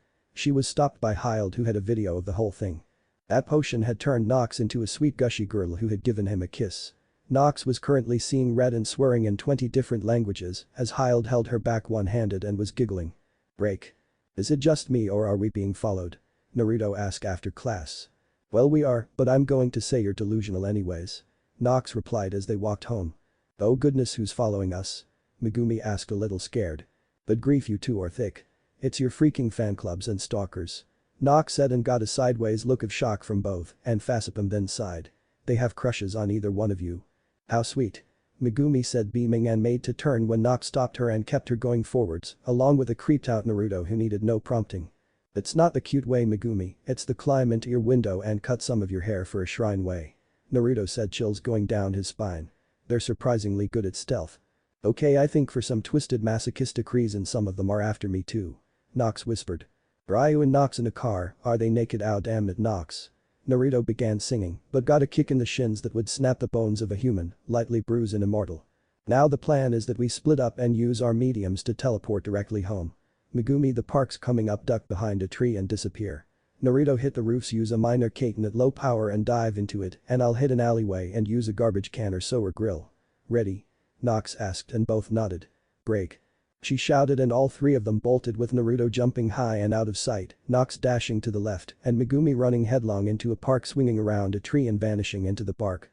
Naruto flashed through a set of three hand signs and breathed a fireball the size of his head and dove into it, vanishing, while Nox ran along the alley and fell into the metal of a sewer grill. Naruto fell out of a sudden flare of fire at the family estate as Megumi stepped out of a nearby tree panting a little and Nox shot out of the iron grate. Fans. Why did it have to be fans? Megumi asked and Nox snorted. What? I'm serious. The thought of them thinking about me that much is creepy. Megumi said. Yay, but your mother wouldn't think so. You're finally showing your father's side. Naruto said and Megumi blushed a little. Well, it's just that, well, you know, knowing someone like Nox, Megumi started to explain and Naruto shot Nox a questioning look and she shrugged. I know that not everything is completely good. Megumi said and Nox nodded. Break. Megumi was being stared at and was getting nervous. This was more than the gaggle of normal boys that kept asking her for dates. She thought it was sweet but politely declined everything they offered her. She was unnerved that Nox had taken to tying up her pursuers, stripping them naked and dumping them in the middle of the market. She lost her fan club rather quickly. She was starting to get nervous during her lunch break and decided to eat at home instead, so she calmly walked around a tree nearby that had a swing on it and vanished into the wood without witnesses to begin her tradition of eating at home. Break. 50 Ryo says they capture and rape him. Nox said to Naruto, who gave her a sideways glance. All three Immortal Academy students were watching a chase scene between Sasuke Uchiha and his fan club. Shirt and shorts get ripped off but he gets away. Naruto replied, grinning. Escapes and lives happily ever after. Megumi said, and slowly Nox and Naruto turned to their left to look at her straight in the eyes. What? She asked and Nox groaned and shook her head. You see, Naruto? Full-on deities are pansies. Nox said and Naruto nodded. But demons have no friends. Megumi protested. I'd rather be alone than surrounded by people who I can't depend on when it gets to the wire. Nox replied. Alright, you've both made your points, drop it now. Naruto said, playing the straight man again to the bickering and distantly related cousins. By the way, Nox, you owe me 50 Ryo, you too, Megumi. Naruto said calmly as a nearly naked last Uchiha dashed away below them. Son of a fucking bitch. Nox swore, passing Naruto the money as Megumi politely handed hers over with a smile. Break. Nox opened the door because absolutely no one else was around and saw a woman a little shorter than he was with a cat's head staring at him. Hello, Bast. I see I'm having nightmares again. Nox noted calmly, knowing that his true 6'6" athlete's form had been restored and only a single mark on his head was red to herald his demonic nature, the rest showed his father's influence and were crystal blue. She was beautiful despite her feline features and was wearing an elegant toga with golden clasps. She had heavy Egyptian influence in all of her features. Take you punishment for killing our child. She screamed, stabbing him through the stomach with a scimitar. It was a miscarriage, I could not have killed our child any more than you could. He replied, knowing full well it would not stop, nor would the tears. Shut up. I am a goddess of motherhood, I can't have a miscarriage, you killed her. Bast screamed, tearing into him with her claws, and Nox still couldn't do anything as she pulled his body apart, screaming and crying bitterly at the same time. She woke up breathing heavily. She sat up with a groan and tears fell a little, then her markings returned to their normal near total red as she threw away her grief and laid back down, with the exception of a tiny sliver of blue on her left cheekbone as a tear rolled down it unnoticed, having turned that touch of red to blue. I don't get it, I haven't had that dream since I moved here, why tonight? She asked. By hell, please don't tell me it's because mom isn't here. I became an adult when I hit 18, I can't be such a kid anymore, although Megumi is just as old as I am and never grew up, she thought as she passed out. Break. Naruto, Megumi and Nox were all taking the scenic route to school, i.e. not teleporting, when they came upon a dead body. Nox. Naruto shouted at her. Hey, that's not my handiwork, I don't leave the faces on. Nox protested and Naruto stared. What? Good grief, hey, isn't this one of the Uchiha military police? Naruto asked and Megumi gasped while Nox shrugged. Yep, and was blindsided by a high-level user of a ninjato who primarily used Iaido instead of kendo-style swordsmanship common to single-blade slashing swords. Nox said comfortably, and both Naruto and Megumi stared. What now? Nox asked. How the hell did you know that? Naruto asked. I may not be in tune with my goody two-shoes god side, but that part of me is a god of war. As such I can read battles including the aftermath at a glance. This person was caught with his pants down by an overwhelmingly more powerful opponent who had him completely where he wanted him. This was no fight, this is slaughter. Nox said slowly staring at the corpse. A fight shouldn't be like this is just wrong. She thought, not realizing the tiny sliver of blue on her left lightning bolt marking widened ever so little, but widened nonetheless. Let's just get out of here, there's nothing we can do either way but piss on the corpse, and out of all three of us, only I want to and only Naruto really can. Nox said, getting a thrill out of the looks on their faces. Break. Megumi. What's that? Naruto asked as she fiddled with an envelope she had found in her book bag. Oh, it's a letter. Megumi said, blushing as she paced nervously. From who? Naruto asked, and she blushed deeper and mumbled something that no human could have caught, but to Naruto it was loud and clear. Sasuke Uchiha, unbelievable, one of the two girls not interested in him and he wants her. Naruto said in astonishment. Well, probably because he knows that if he gave me that letter, I'd pass it to one of his fangirls with a bit of modification and watch the fun. Nox said, grinning widely. Sorry Megumi, mind if I borrow that letter for a moment? She asked, and Megumi took a step away from her. Killjoy. Nox pouted. So you actually going to meet him or whatever he wants? Naruto asked, and Megumi blushed and nodded. Break. Remind me why we're doing this again. Naruto asked Nox as they stalked Megumi and Sasuke on a date. 1. I'm curious. 2. The blackmail potential is colossal. 3. I'm going home. Naruto said, getting ready to do a fire jutsu. It's good stealth training and we're making sure she's okay. Nox said, quickly getting Naruto to stop molding energy and sigh. Fine, but if I catch you trying to blackmail her, I'll tell your mother you've started to return Ryu's feelings without sneaking things in your food. Naruto threatened, and Nox's eyes went wide then narrowed. Thanks to Urge, she might as well have been going steady with the kid. That just plain pissed Nox off.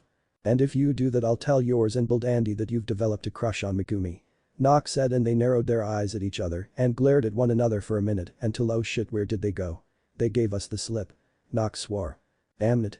Naruto said, and they both sighed and teleported home, Naruto using a fire jutsu and Nox jumping into an empty dumpster in the alley below. Ah kids, it's great the way they're getting along so well.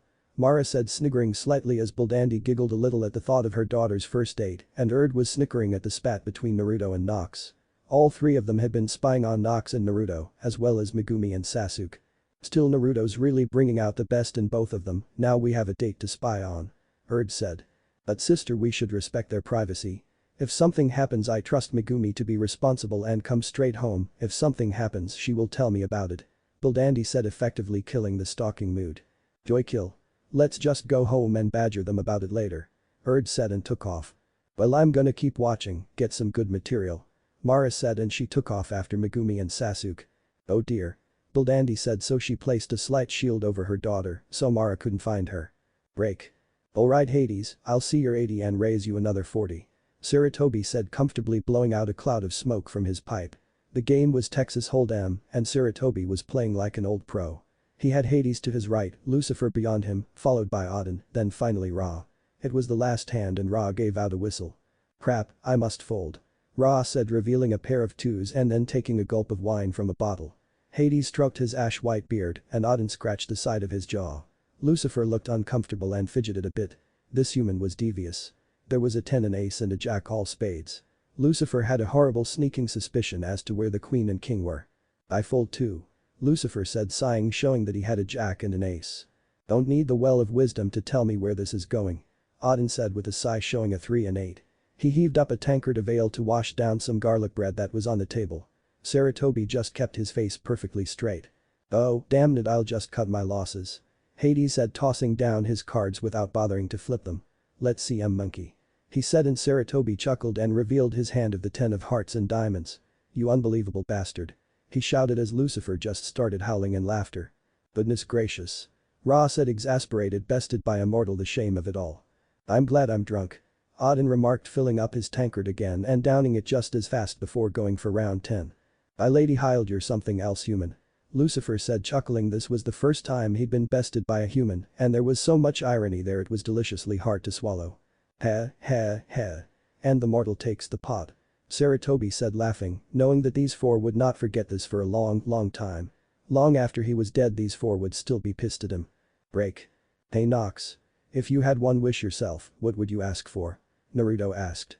Hild had filled him in on the depressing details of Nox's incident with Bastard. Where the fuck did that come from? Nox asked. Humor me. Naruto said. Bite me. Nox said, then her eyes widened. Not literally, you little bastard. She screeched, beating him around the head as he tried to get a good bite on her leg. Fine, I wish that Bast never miscarried, you fucking happy.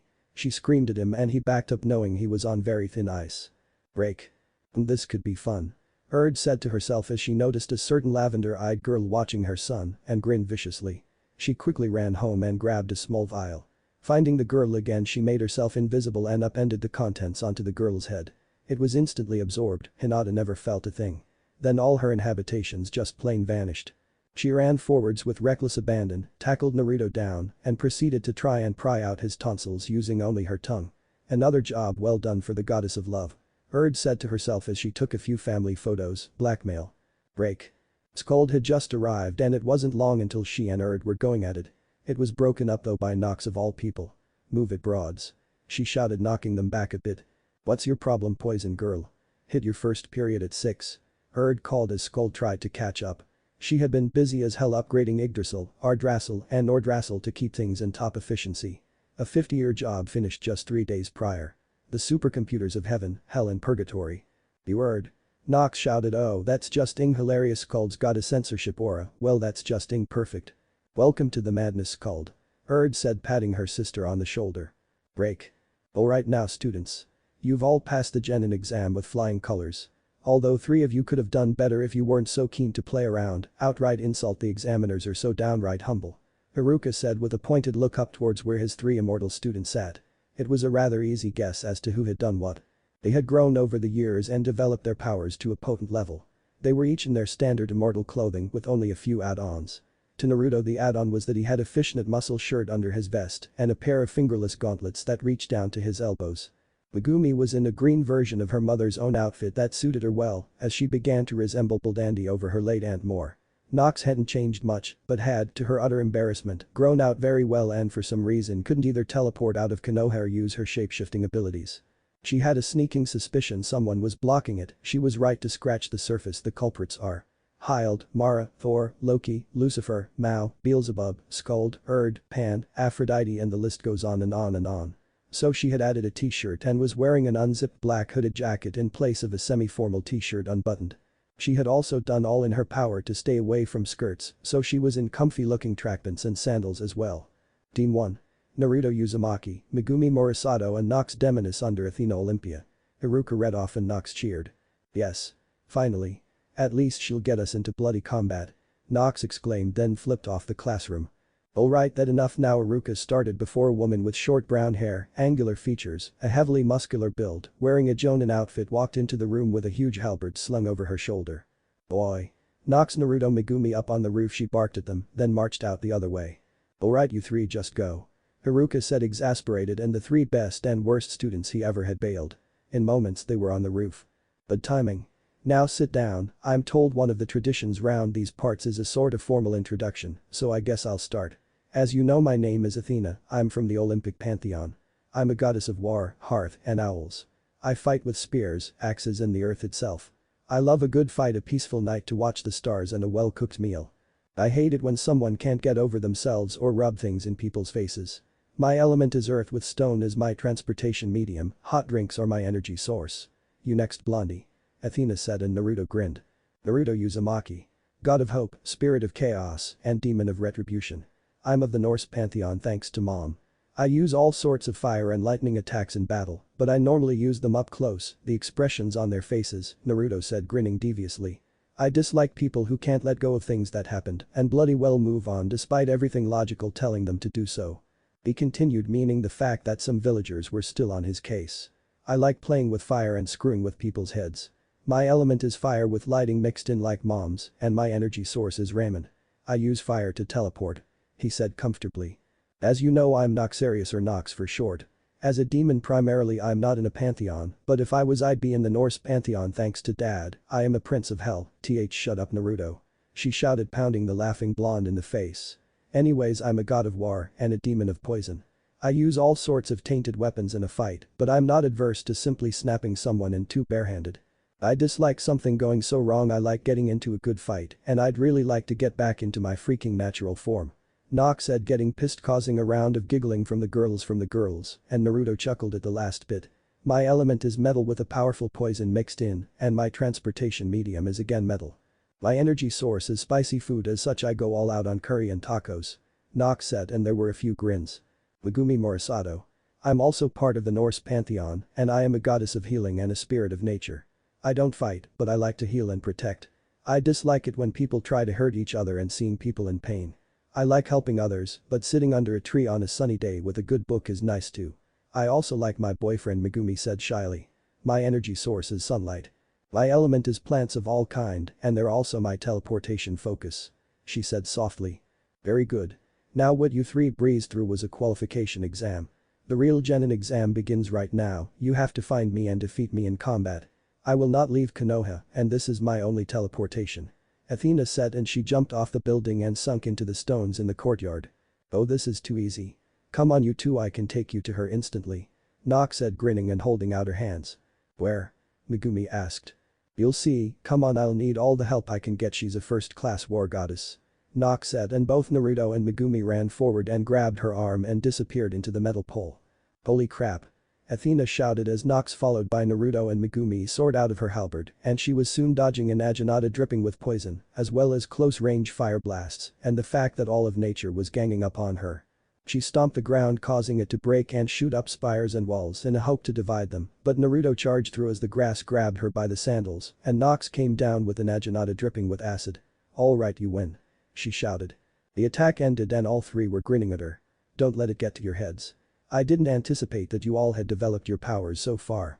Although all three of you are more than a mock to any human you have a long way to against a war god.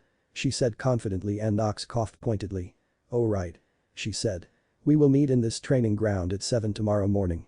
Do not be late or I will double your training. Athena said. Chapter 6. This is a fanfiction why am I putting up a disclaimer? Speech. Thoughts. I've been wanting to do the wave arc for a while, but things delayed it with stress being one of them. I don't respond well to it I just start to shut down. Time for the story. I'm gonna skin that cat. Nox sent over her communications as she got a curved knife ready. Oh shit.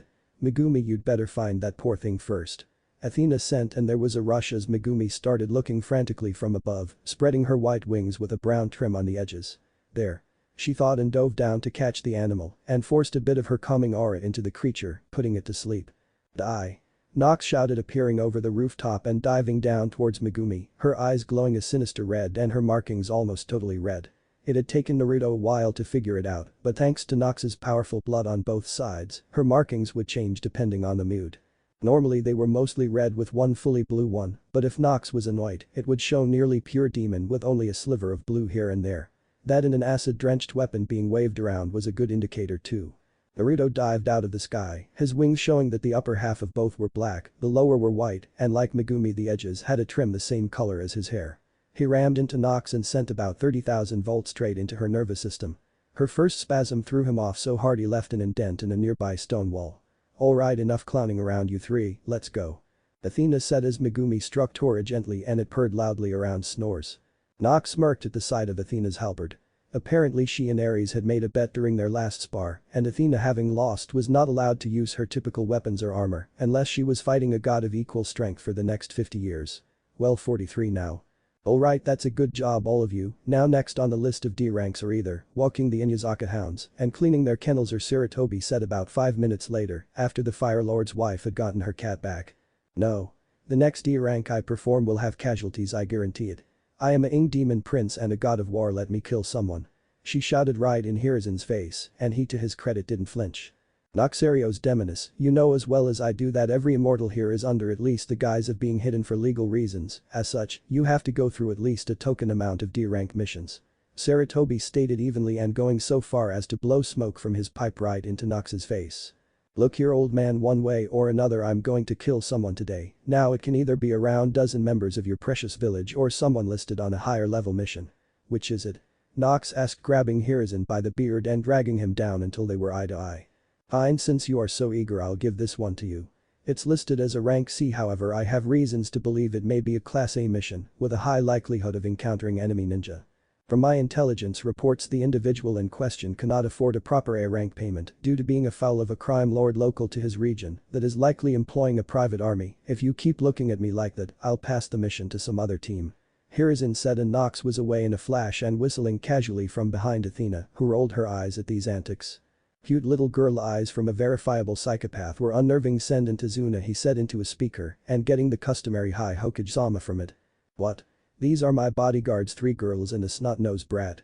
A bunch of idiots would be better protection. The chubby man, who smelled of booze, protested after walking in, then suddenly found a pair of spike chains embedded into the wall with a spike barely an inch from his throat on each one. Can I kill him? Nox asked, sounding calm, but her tattoos were flashing, showing she was getting homicidal before Athena yanked hard on her collar and quickly sliced the chains. Nox. You are not to kill the person we're trying to protect. Athena said crossly. Oh, gimme a break, I haven't killed anyone in way too long. I need to commit murder here. Nox protested. You'll get plenty of chances on the road, young lady. Now Mr. Tazuna, it's best that we leave as soon as possible before our friend here takes a serious attempt at killing you. Athena said, indicating Nox. Tazuna nodded dumbly. In no time at all they were on the road, with Nox occasionally shooting Tazuna a look, then testing some new blade she pulled from who knows where. Suddenly her grin turned downright feral and gave Tazuna chills. As he was watching her, he missed 2 puddles as well as all 3 other members of his protection, tensing up to fight. By Tazuna's point of view, 2 men erupted out of nowhere and in a flash had Athena wrapped up in a bladed chain and then pulled hard. He saw his life flash before his eyes as he saw her get trapped so easily, then nearly had a heart attack when nothing happened. Are you boys trying to hurt me or scratch an itch? Athena asked, and Maizu suddenly looked to his right to see a madly grinning Nox just before he was sliced in half at the waist. Then under the arms, then at the neck, then under the nose and finally through the eyes, all so fast that he couldn't even see her weapon, which was a double-ended scythe. Baozu was down just as fast as Naruto grabbed him on the face and sent enough electricity through his system to give him a smell reminiscent of burned hot dogs. Well done, you two. Athena said as she calmly shattered the chains by merely flexing her muscles. Tazuna's jaw dropped. After they snapped him out of it, they told him flat out that from scratch they knew about Gatu. He tried to guilt them, but Nox cut him off. Look, why no, I don't too, and that you lied to us. All I know is that going through with this will let me feed my bloodlust, which is a good thing. A very good thing.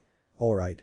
I won't be protecting you, I'll be killing Gatu's men for fun and profit, well maybe not profit. And Megumi dropped the ink censorship aura already. Nox said flat out, and Megumi shook her head. Not until you stop cursing so much. She said in protest, and Nox growled. Alright, break it up you two, let's keep moving. Nox, I want your psycho self at point. Athena instructed as she took the rear guard position and Nox and Megumi flanked Azuna.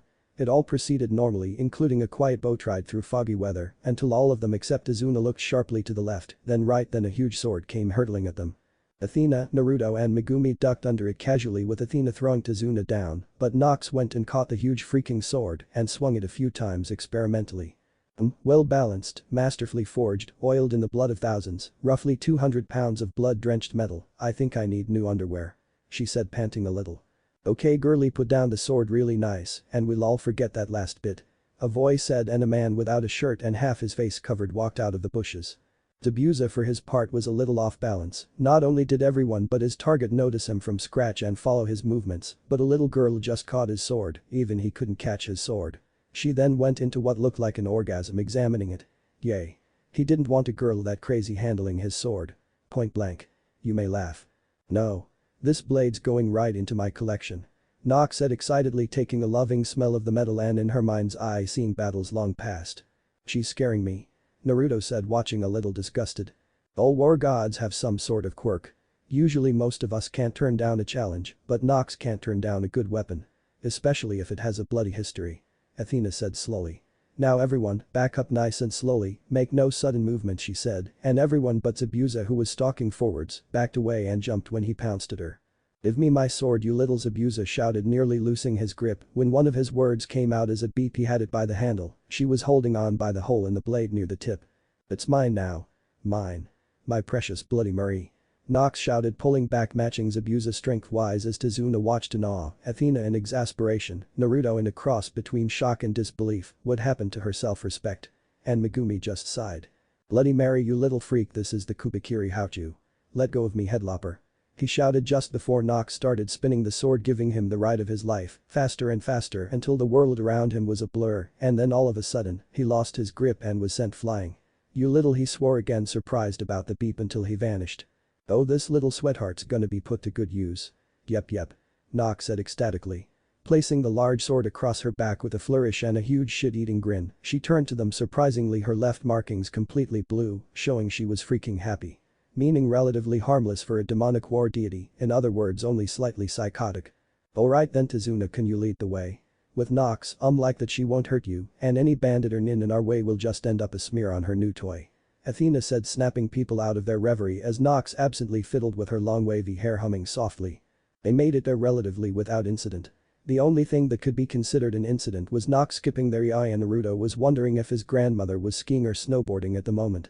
Maybe having a snowball fight with some demons. Hell had to have frozen over for Nox to act like this. They made it in time, and Tazuna's daughter Tsunami nearly had a heart attack when she saw Nox. Things had gone rather well, with Nox practicing with Bloody Marie, swinging it around one-handed like it was a katana. Naruto amused himself by making a bunch of flaming birds, then sniping them with electric arrows, as Megumi helped around the house, and Athena put herself onto personally protecting Tazuna. She also did some heavy lifting at the bridge, causing more than a few workers to drop their jaws as she casually lifted a couple of tons worth of steel girders and tubing. One-handed. "Give me my ing sword." Zabuza shouted, hoping to reclaim his blade and blindside Nox, who danced away. The euphoria long since gone, but she'd sooner be dropped stark naked onto Bast's lap than hand over a weapon like Bloody Marie to a mere mortal. She didn't bother with any ridicule stunts. With a blur of impossible speed, she was behind him and drop-kicked him so hard he plowed through a tree and was knocked out instantly. A couple chunks of ice came flying at her, and she batted them back where they came from with a quick blast of defensive energy. Is that it? I was expecting something more from a person who bathed this sword in so much blood. I guess he only attacked those much weaker than him." Nox noted, swinging the blade onto her back and walking off. "Ah well, can't get it all it seems. Now I too wonder where that Midget's army is so I can start the bloodbath. This is terrible, the bounties of the sea are so close, but the people are starving because of one man's greed," Megumi said as she wandered through the town. She felt a tug on her dress and saw a small child that held out her hands and gave her a gap-toothed smile.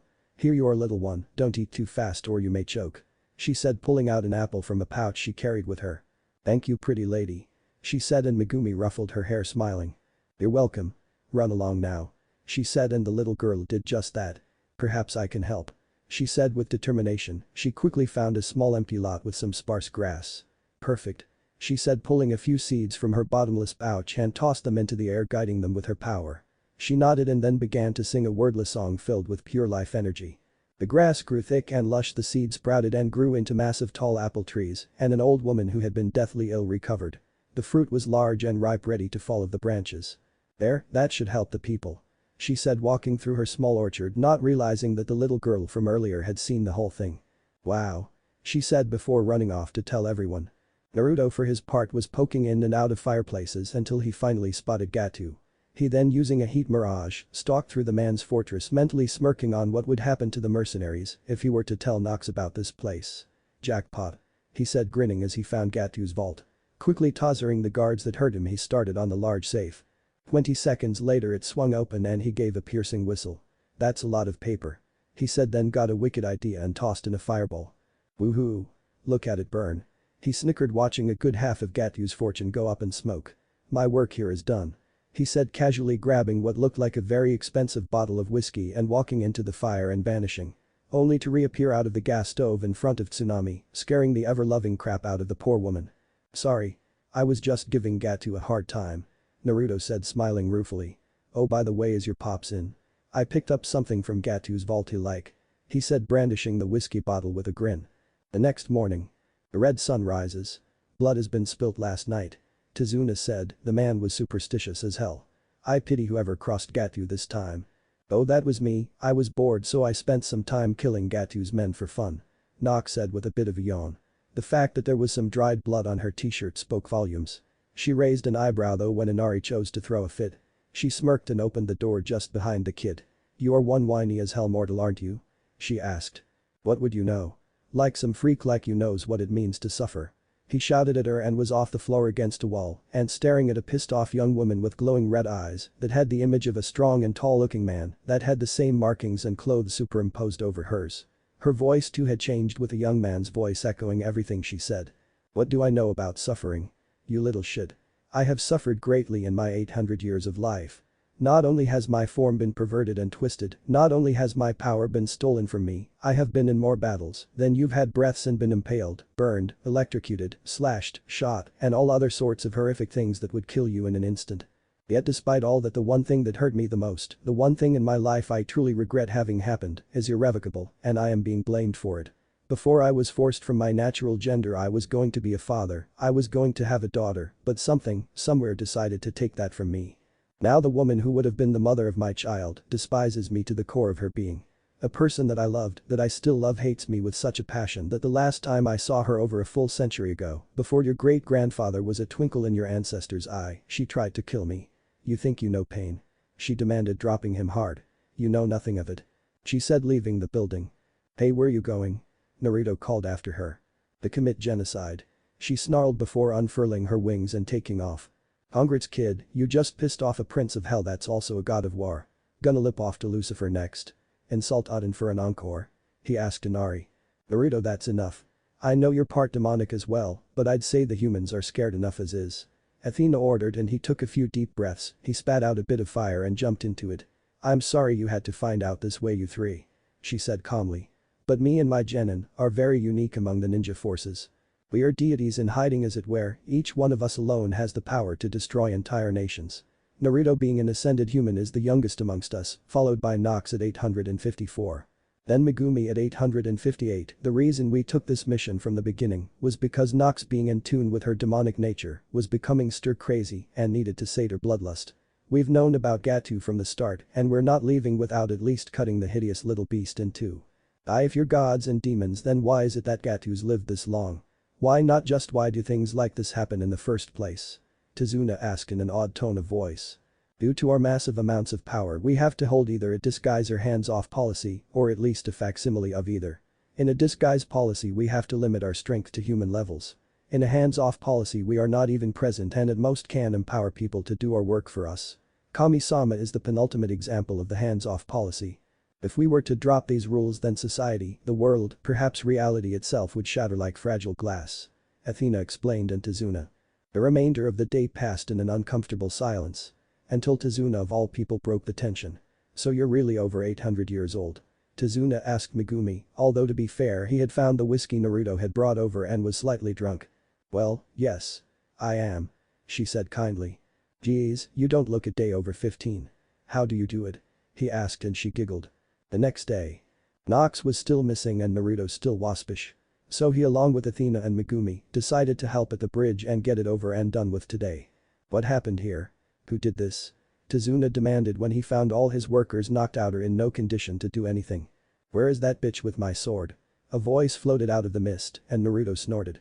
Persistent piece of work, aincha. Not like you could get it from her when she lays claim to something. He said, grinning.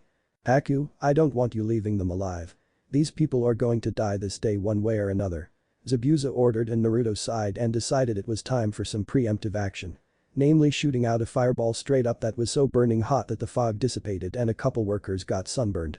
He clenched his fists and they were enveloped in fire as he took a forwards-leaning stance so that he could get a running start at any opponent. Damn punk. Zabuza snarled, reading a kunai. With Nox. She had finally gotten over her anger and threw about 100 thugs in Gatu's employ and had just finished cleaning herself off. Blood was nice to look at, nice to smell, delicious to eat, but it was also a hindrance in battle if you were covered in it. I wonder who's next on the kill list. I hope I haven't gone through all Gatu's forces yet. I still need to kill a bit more. Great vacation though. Now if only I can undo the effects of the potion Erd used on me, for some reason it's resisted just about all. No. Nox started, then heard a scream. She leaped up, her wings unfurling, and spotted the brat about to face down two samurai wanted thugs with very real swords that had his mother hostage. Hun, he's really got a pair on him when his back's to the wall. She noted before going into a dive. To Inari's point of view he was rushing the two thugs, then suddenly there was a fountain of blood as their heads vanished and Nox grinning like a loon appeared behind them, black and white wings unfurled and the markings on the right side of her face a crystal blue with the ones on her left a bloody red. She said thinking. Oh what the hell. Why not? She mentally asked herself.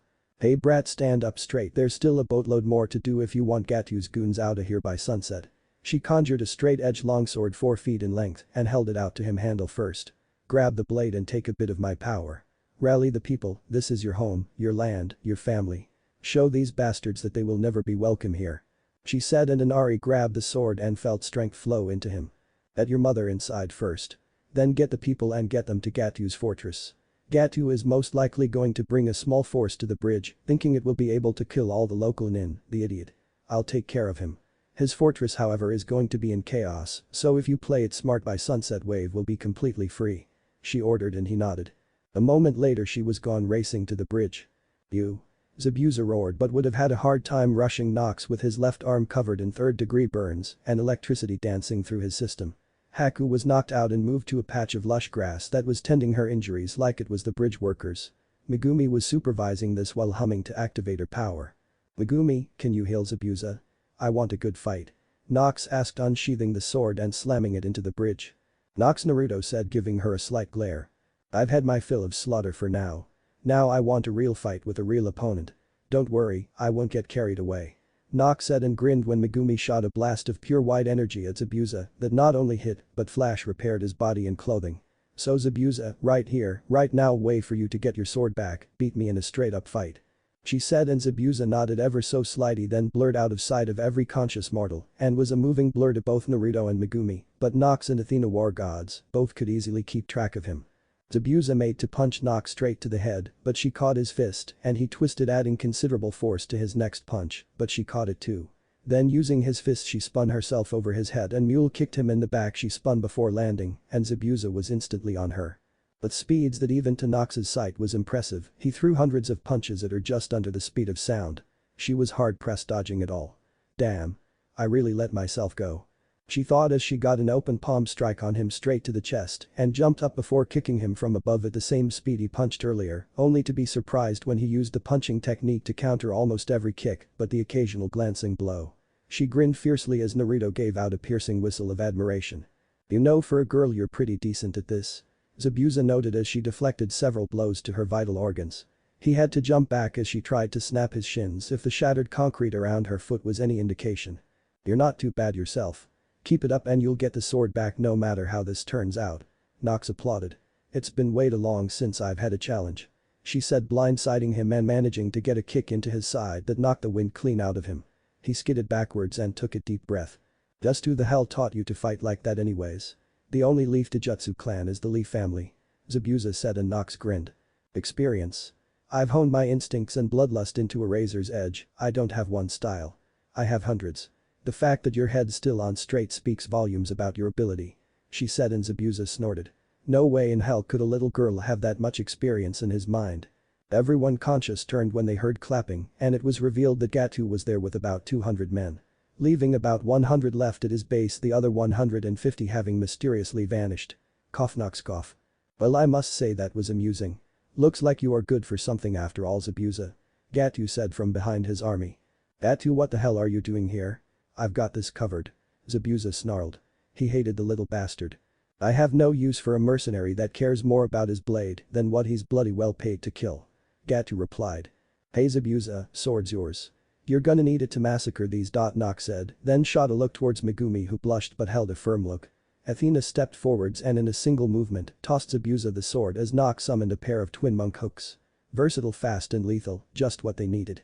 Naruto began charging his fists with lightning, Megumi went on the defensive as grass sprouted all over the bridge, tangling up the feet of the thugs.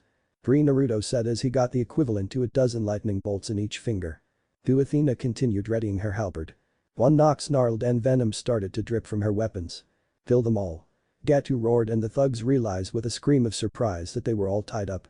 In that instant Naruto shot off a colossal lightning bolt that tore through 10 men, causing them to explode in a shower of steam-boiled gore as their blood instantly vaporized in the intense heat. Nox was instantly in the middle of them, one swing and 3 throats were slit open, another and 2 men had been gutted, hooking the blades together, she turned the swords into a flying guillotine and sliced 6 men in half before jumping into another thick grouping. Athena was crushing people to pulp with the haft and butt of her weapon and was slicing the men apart with the axe portion like it was easy. It was. Zabuza, doing his best not to be outdone, was lopping off heads and cleaving people in two as fast as he could. "So, Gatu. You sought to betray me?" Zabuza said from behind the immobilized man as he saw his forces get slaughtered. "And now Zabuza, let's be reasonable here, it was just good business." Gatu said, and Zabuza smiled.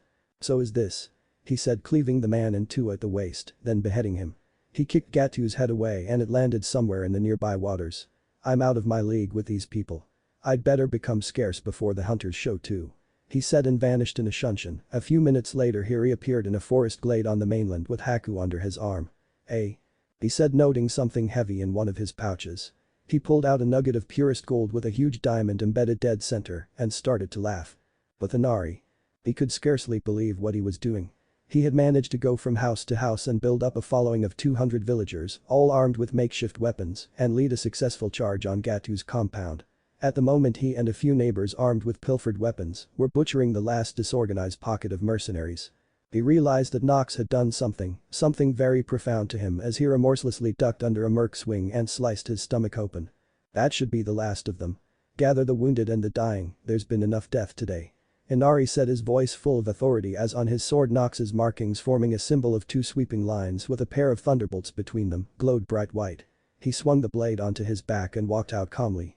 When the dying had been stabilized and the wounded bandaged up, he turned to face the people he had inspired and said the words they were all waiting for. "Gentlemen. Wave is free," he said, smirking, and a huge cheer erupted.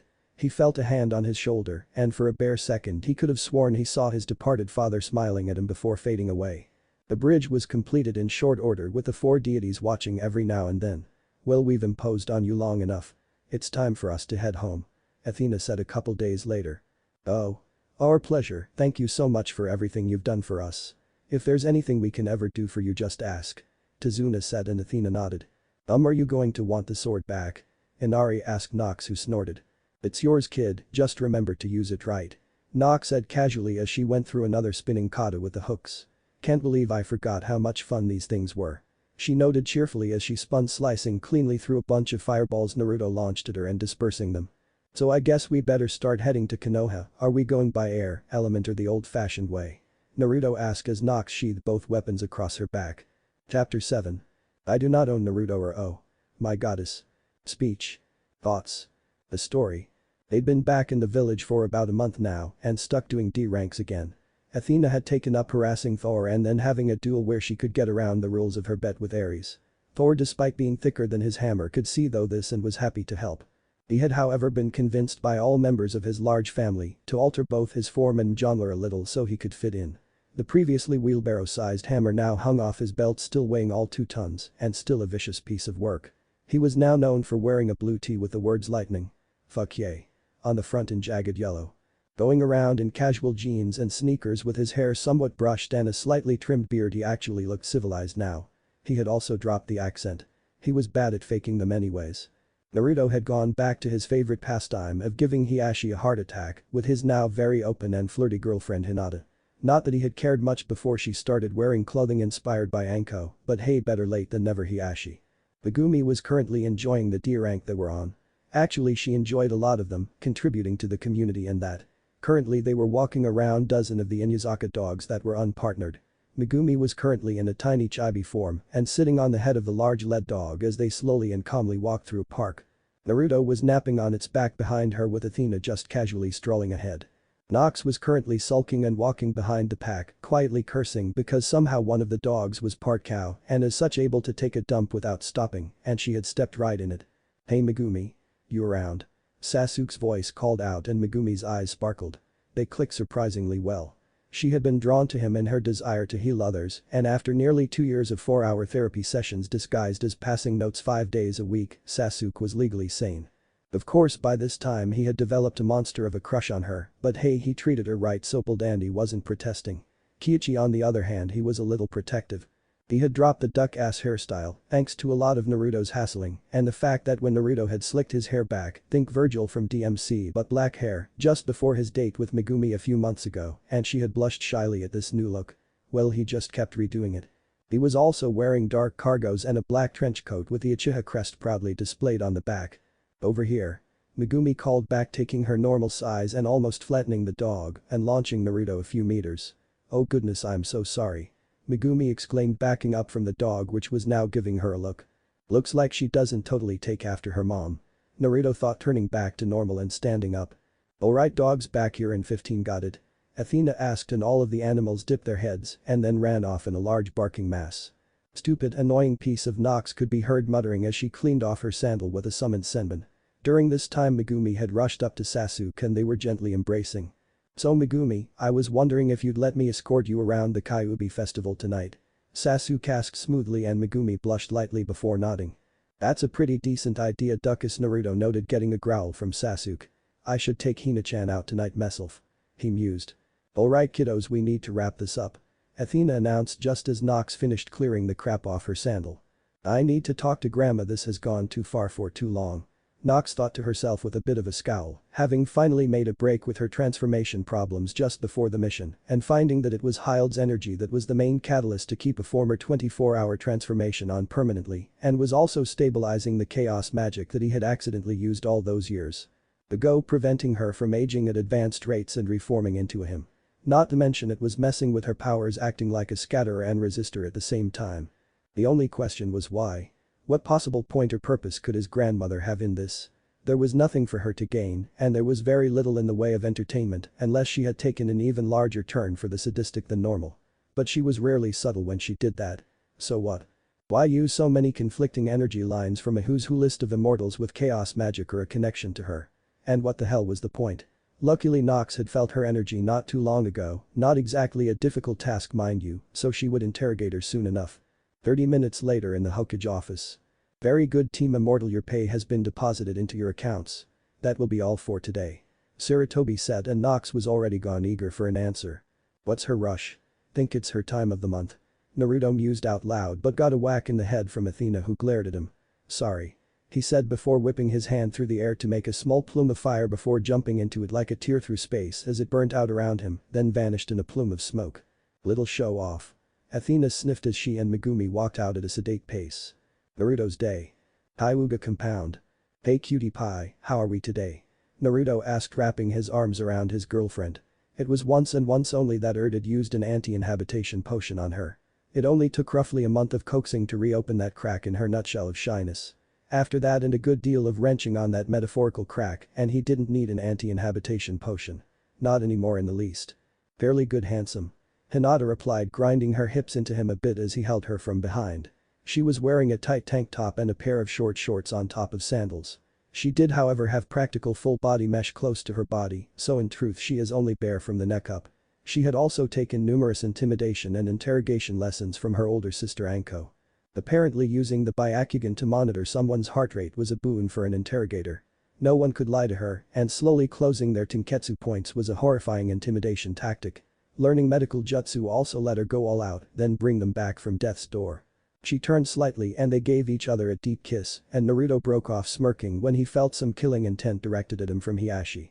So gorgeous, it's the Foxes festival tonight and I was thinking they could use more foxy women out there, Naruto hinted, and Hinata grinned at him while Hiashi growled nearby.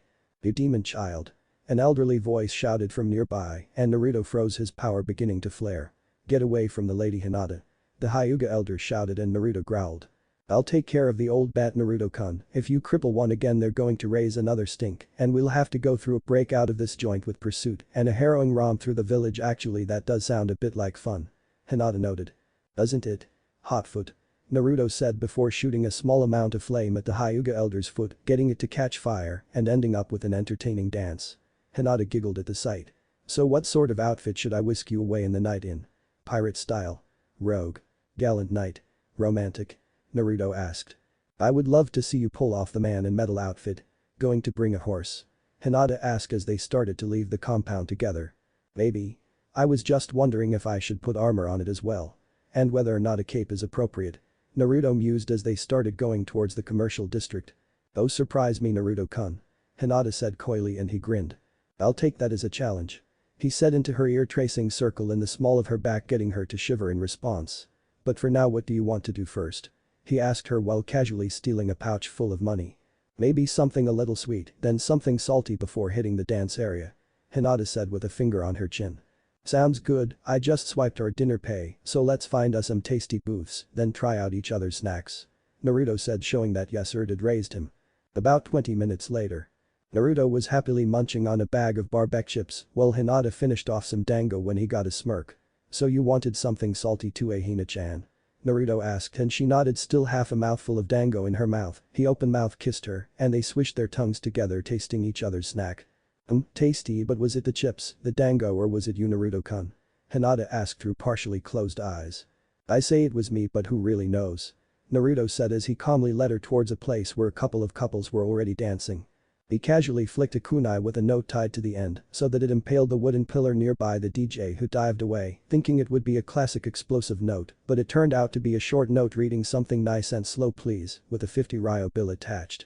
The man grinned, readjusted his shades, and when the current song ended, put on a slow love song remix and watched the 20-some couples dance slowly and closely while he was completely clueless as to who had thrown the knife.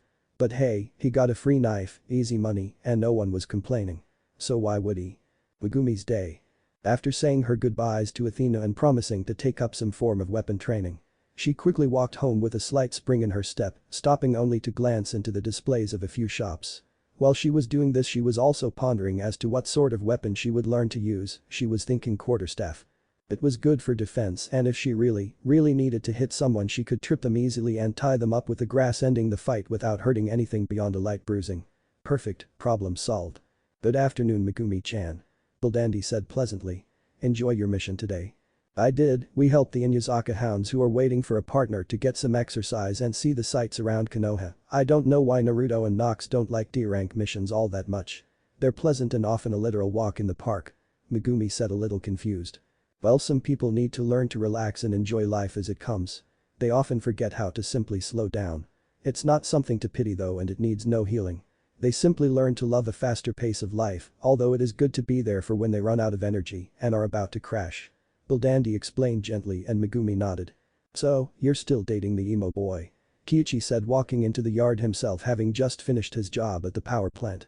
"He's not an emo, father," Megumi said patiently. "Look, I'm not trying to pry, I just want you safe and happy," he said calmly, and Megumi sighed. "But according to you, no one's good enough for me. Your standards are too high. I'd have to date a god to meet half the requirements," Megumi said, pouting a little at this. "Now honey, I just want," Kiichi trailed off at the look Dandy was giving him. He sighed. "I'm sorry, I just worry about you. You were my little girl for 800 years and in less than a decade you've decided to grow up. I just want to make sure it's for the right reasons," Kiichi explained. "Oh, Kiichi," Dandy said wistfully, giving him a peck on the cheek. He blushed a little in response but held her close. "You always find new ways to show that sweet, gentle side of yours, even after so many millennia." Megumi sighed as her parents fell in love all over again, even though they'd been together for such a long time. That was what she was hoping for, that type of love where just being with them was enough. Where it was a little piece of perfection all your own to take around with you. Where the perfect moment was whenever you looked your loved one in the eyes. That was what she was trying to build with Sasuke. She left her parents to their bliss so she could quickly get changed and meet up with him. She quickly rushed through her room and only came out with an olive green jacket and a knee-length chestnut brown pleated skirt. A pair of sandals, a white bow in her hair and a light application of makeup completed her look. It was tight enough to show off her well-developed figure, yet conservative enough to be worn casually around town. "I'll be back before my curfew," she said simply to her parents before walking off toward Sasuke's aura. It took her all of 10 seconds to find him. "Hello Sasuke, I'm ready," she said gently, and he blushed a little, put off that he had been caught off guard by her. Again. She was rather good at that. She never scared him or boasted about it, but she still pulled it off all the time, making him wonder how. "Hello Megumi. Where would you like to go first? From what I saw of the festival earlier, there are all sorts of games and such, as well as a dance in the square. We have all the time we need," Sasuke offered. "Let's just wander for a while," Megumi said, standing closely to him with a content smile. It wasn't what her parents had, not yet, but it could be, and that was why she found herself returning his feelings. He smiled back to her, warmed from within by her simple presence. As she suggested, they simply wandered without any real aim or goal. They did casually stop at a throwing game that they could tell was rigged, meaning they had no issue with simply plowing down and shattering his pile of bottles, netting Megumi a large stuffed bear that she sealed in a quickly scribbled storage scroll and tucked into her pocket after rewarding Sasuke with a kiss on the cheek. After a while they wandered into the square where the dance was being held and arrived just in time for a slow tune to start playing after the DJ dived for cover. Naruto Megumi mentally chided, deciding not to bring it up. Still, it just took a nudge to be on the dance floor as well. The dance was slow, the dance was long, it dance also gave both Sasuke and Megumi an evening to remember. Nox's chat with Hild. She had tracked after Hild for the better part of an hour, easy to find what building and even room she was in, but timing it so that she didn't walk in on her own mother and grandmother, as well as dozens of her drinking buddies from 50 years back nude due to a game of strip poker not so easy. "So what can I do for you, sweetheart?" Hild asked, inviting Nox to sit on her lap, despite the fact she was only in a sheet that Nox had to talk her into using to cover her modesty. "Why?" Nox asked, her eyes flaring red despite the fact that the being in front of her was infinitely more powerful, even with dozens of power limiters, reducing her to a less than a fraction of her true power. Much less, but still so much more. Nox could tell instantly from the glimmer in Hild's eyes that she knew exactly what she was talking about and was deciding whether to be serious or not. "Alright then, I'll give it to you plain and simple." "Wow, there has to be a catch," Nox thought. "Oh, there is," Hild confirmed, and Nox facepalmed, having forgotten about the fact that Hild, like Kami, had thousands of different powers on top of an infinitely high power level. "You see, the knots that bind you in place are designed in such a way that even I cannot undo them. Only you can now, and that's only if you find perfect balance, even for an instant. Meaning that for a single instant you must act like both a war god as well as a powerful demon prince. Despite your claims as being a demon of poison, if you do this you go back to normal," Hild said in a teasing tone, then walked back into the poker room so that thing could get even more steamy. "Ah, fuck it." Nox swore, throwing a kunai into the floor and stepping into it to reappear in her room. "Great, so somehow I have to act like a god and a demon at the same fucking time. Son of a cunt." Nox screamed. "Language?" A scandalized Kiichi shouted to him, obviously having covered his wife's ears. Nox just growled, sat down on her bed and used her power to force herself into unconsciousness, absolutely furious at the requirements to return to normal. "Since you've all been waiting so long, I've decided to put in the first few chunks of the Chunin exam while the going's good. Especially now that I'm over that hump." A couple weeks had passed since the Kuubi festival, and true to his word, Naruto had been spotted going around in full burnished plate mail, complete with tabard and white cloak, carrying Hinata away from Hyuga pursuers to do Kami knows what away from prying eyes. Hild knows too, which might explain that grin she's been wearing. 50 Ryo says we've been signed up for the Chunin exams, Athena's never late. Naruto said as they lounged around a bridge. Megumi was feeding a small flock of birds that had been drawn to her presence and were now taking handouts from the young woman. Nox was contemplating spearing a few and getting Naruto to roast them just to see the expression on her face. Although she could picture it in her mind. It had taken a while, but Nox had dug up the full criteria of what was needed. 1. To be in combat with a very powerful opponent with a powerful blade that could match the summoning and poison aspects of Nox's weapons. 2. Needed to be fighting to both protect and for the thrill of the fight at the same time. 3. Must not contrive or force the situation to come into being, but rather find it. Pursuing a famous swordsman is alright, but bribing a demon to attack someone then jumping to their defense is out. 4. Must be devious as well as honorable in battle and make a decisive victory. Those 4 things needed to be fulfilled all at the same time, not as bad a criteria as she had feared, but still a fairly tall order. It settled the need for a demon prince whose circle of hell was a ring of jagged spires and poisonous smoke, designed for those who poison the world for their own gain. They make good training targets, being so fat and slow on average, but they catch on quick, so they are a challenge to hit, and the screams are oh so satisfying. So the devious nature of a poison master had to be used, as well as the sheer ferocity and power of a god of war. They don't mesh well normally, as devious and honorable are often clashing terms, especially in battle. "Hoi. Nox, you in this or out?" Naruto asked, holding up a wad of cash. "No way, I wouldn't bet the hairs on my dot," Nox said, then gave Megumi a sidelong look, having more or less given up on getting her to drop the censorship. "Do you even have hairs on your?" Naruto asked, also giving Megumi a look, but she shamelessly ignored them. "The scandal. Still have the censorship aura up, I see," Athena noted from beside Megumi while holding a small bundle of papers. "Ha. I win pay up," Naruto boasted, holding a hand out to Nox. "You're about a millennia too late if you want to catch me like that. Why would you want hairs off my anyways?" Nox asked. "What? We bet 50 Ryo apiece," Naruto protested. You lying, I did not. Nox shouted. Megumi? Athena asked, causing the brunette to sigh. Nox said she wouldn't bet the hairs on her rear. Naruto? Athena asked. Spirit of chaos, remember? He replied, getting a groan. Anyways, I've signed the three of you up for the Chunin exams, mostly because two of you just don't have the humility to pretend to be mere genin. Athena explained, handing out the papers. Get Naruto to raise an eyebrow. Humming from the woman disguised as a jonin. He asked, getting a snort from Nox and a bit of a growl from Athena. I'd say congratulations and all that, but really. This is because I'm getting really sick of babysitting you two. She said with a pointed glare at Nox and Naruto, getting huge fake yawns in stereo, then glanced at each other and sighed. Alright, knock it off you two. I get it. You don't care. Damn hybrids, can't any of your kind ever just fit into one group? Oh, I dunno, I'd say Megumi fits the whole god stereotype fairly well. Naruto noted. Alright, this thing is today, right?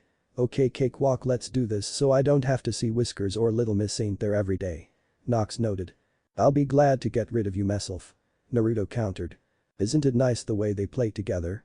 Megumi asked Athena, who gave her a look then shook her head with a sigh.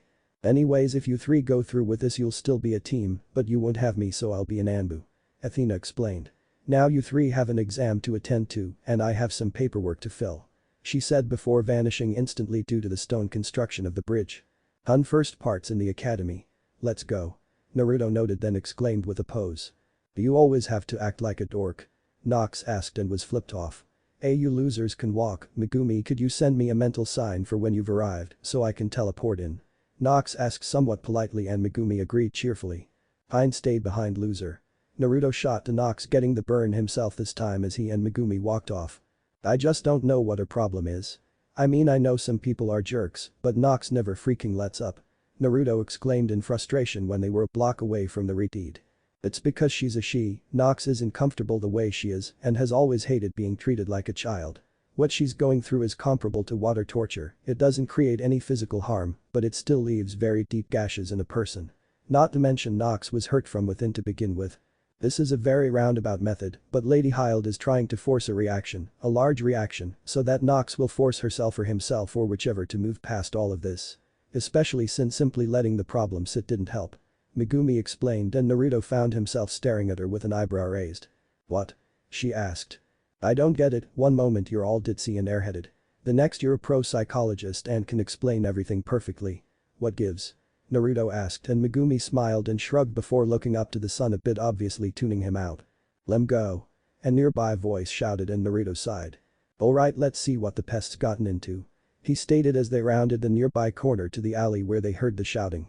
He then casually put his arm around the shoulders of the guy who was hoisting Konohamaru off the ground before breaking his grip and lowering the kid. You know, there's this little something called the law that says you can't do that here. Naruto noted casually. The guy immediately tried to break Naruto's grip but was just as quickly in a crushing headlock with the pressure enough to make his eyes bulge. And if I see you roughing up a kid again, then I'll sick and god of vengeance on your drop the aura, Megumi. He shouted, then noticed something. Clever. He said, smacking the real Kankuro hard on the head while dropping the puppet. But you're all tied up and I've got this fun little toy called a knife on me. I know you're here for the Chunin exams, but why spark an international incident? I mean, do you want to fall down some stairs and land on a blade? Kankuro tried to have his puppet break Naruto's grip on the more important parts of the wrapping, keeping him penned up, but a quick snap kick took care of that. Naruto didn't even look back. Try to play nice here. You too, Tanuki boy. Naruto said casually to Gaara and Kankuro at the same time without pause. Kankuro, you're an embarrassment, Gaara began. Yay, like a demon container that gets controlled by his own demon. Naruto said pointedly and Gaara let loose with a bowel loosening, gut-wrenching amount of killing intent supplemented by Shukaku's. Naruto yawned and hit him with a true demon's killing intent, bringing him to his knees, causing a wet spot to appear in the bundle and Temari to simply collapse. Konohamaru and his team had long left the scene. Knock it off, kid. Kiichi said, appearing in a shunshin and smacking Naruto on the head.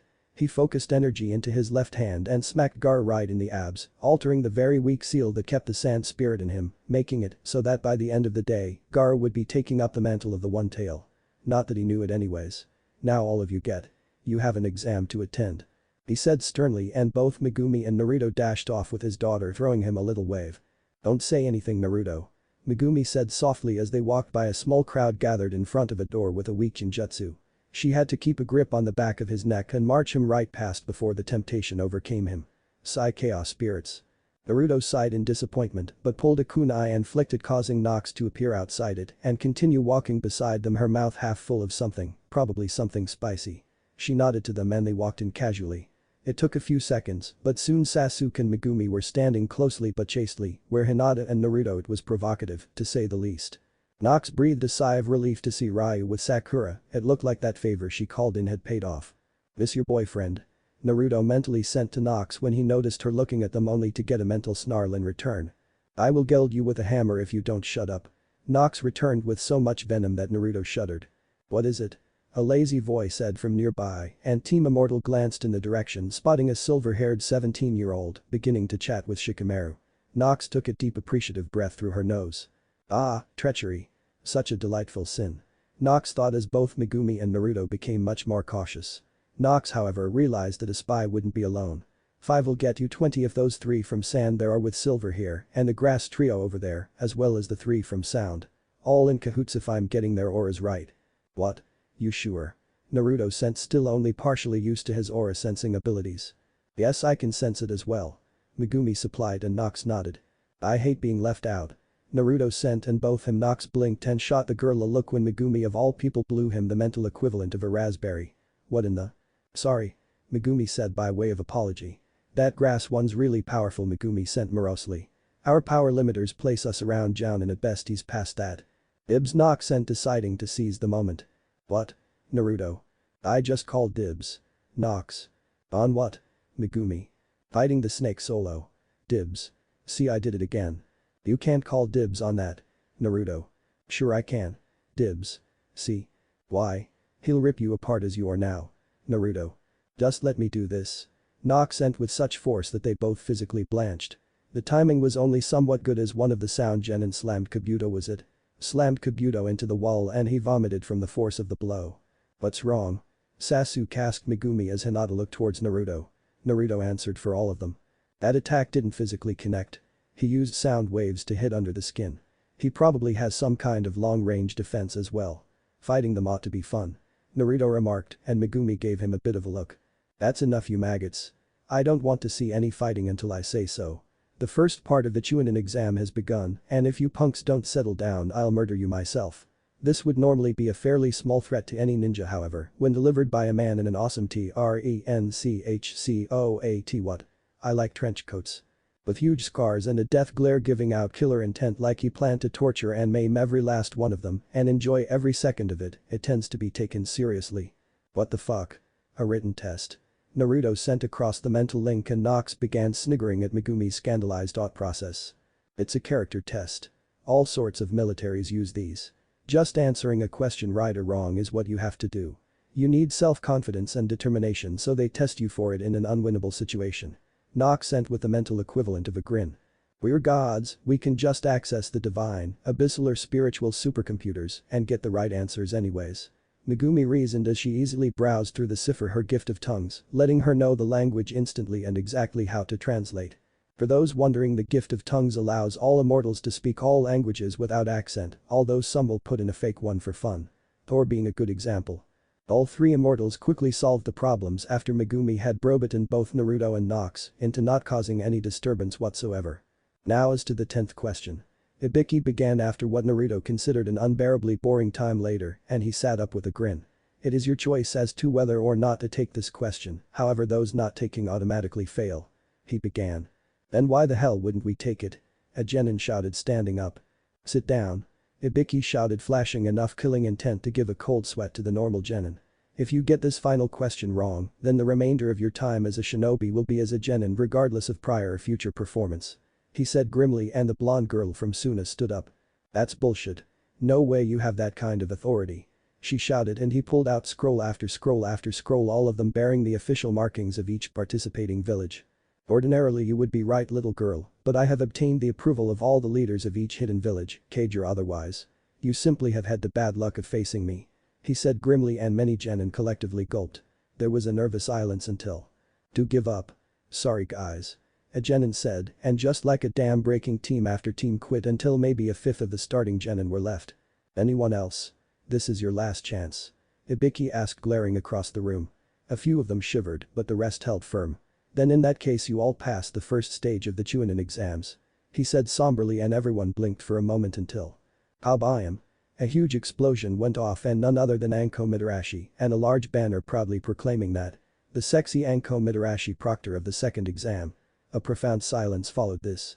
Anko, you're early. Again. Ibiki said and she sweat dropped. What if Naruto adopted by a goddess? And thanks for watching my video till the end. If you enjoy this content then do consider subscribing to my channel and leave a like if you guys need the next part, comment down and thanks for watching the video and see you guys in the next video.